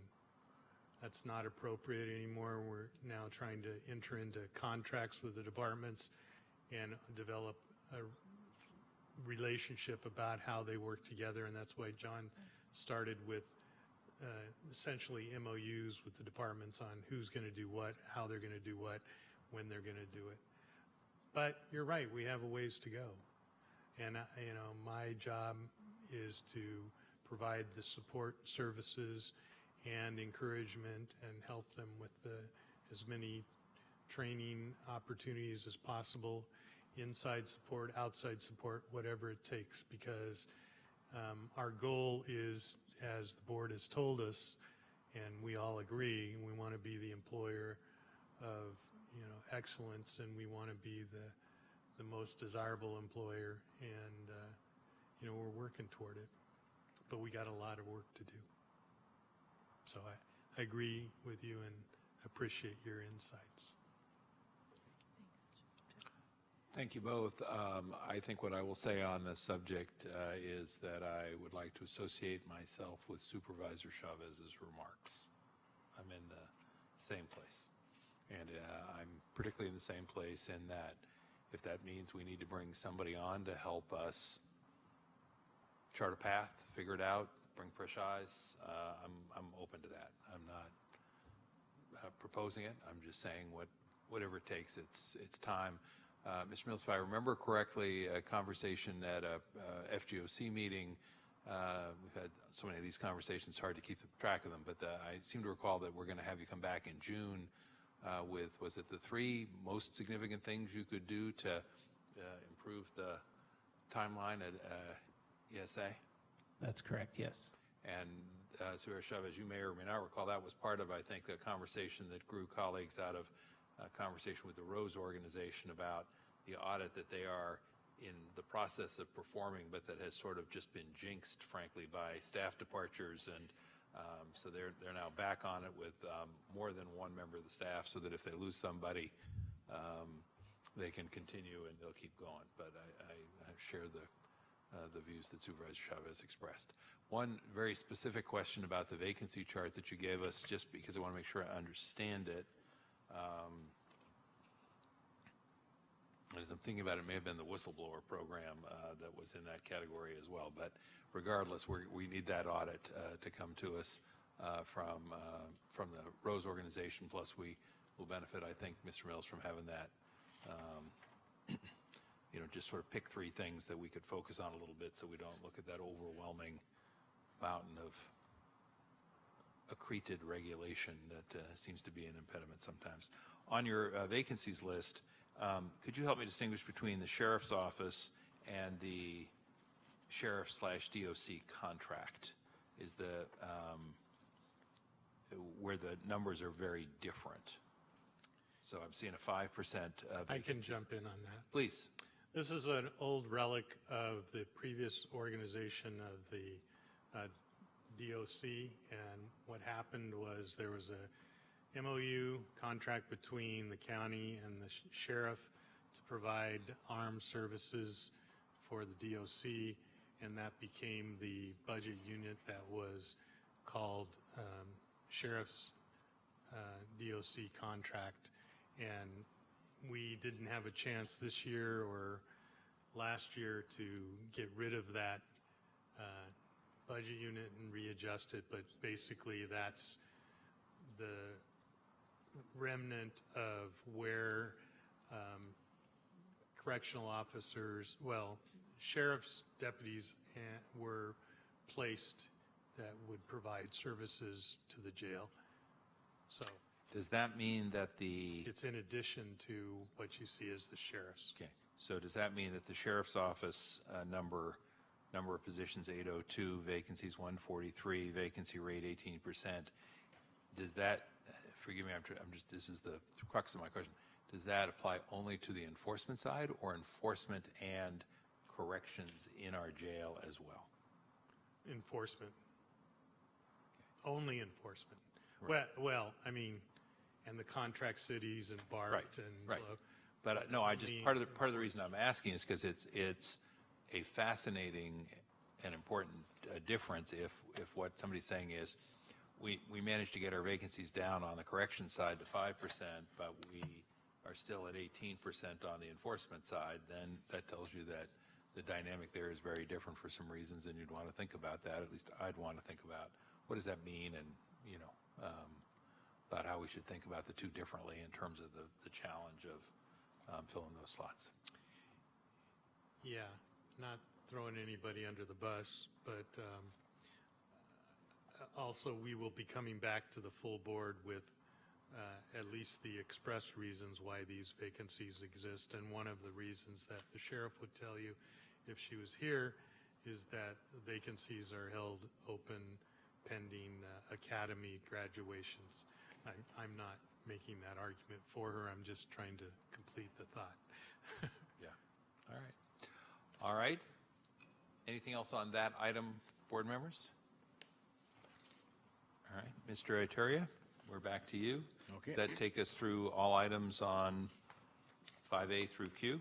It does, and at that point, this concludes the presentation of recommended budgets for the departments that are report up through the Finance and Government Operations Committee. All right, colleagues, as you can see from our published agenda, we have two choices. We can either recess to 6:30 p.m. and return to these chambers today, or alternatively, we can recess to tomorrow, Tuesday, May 22nd, 2018 at 1:30 p.m. to pick up the conversation.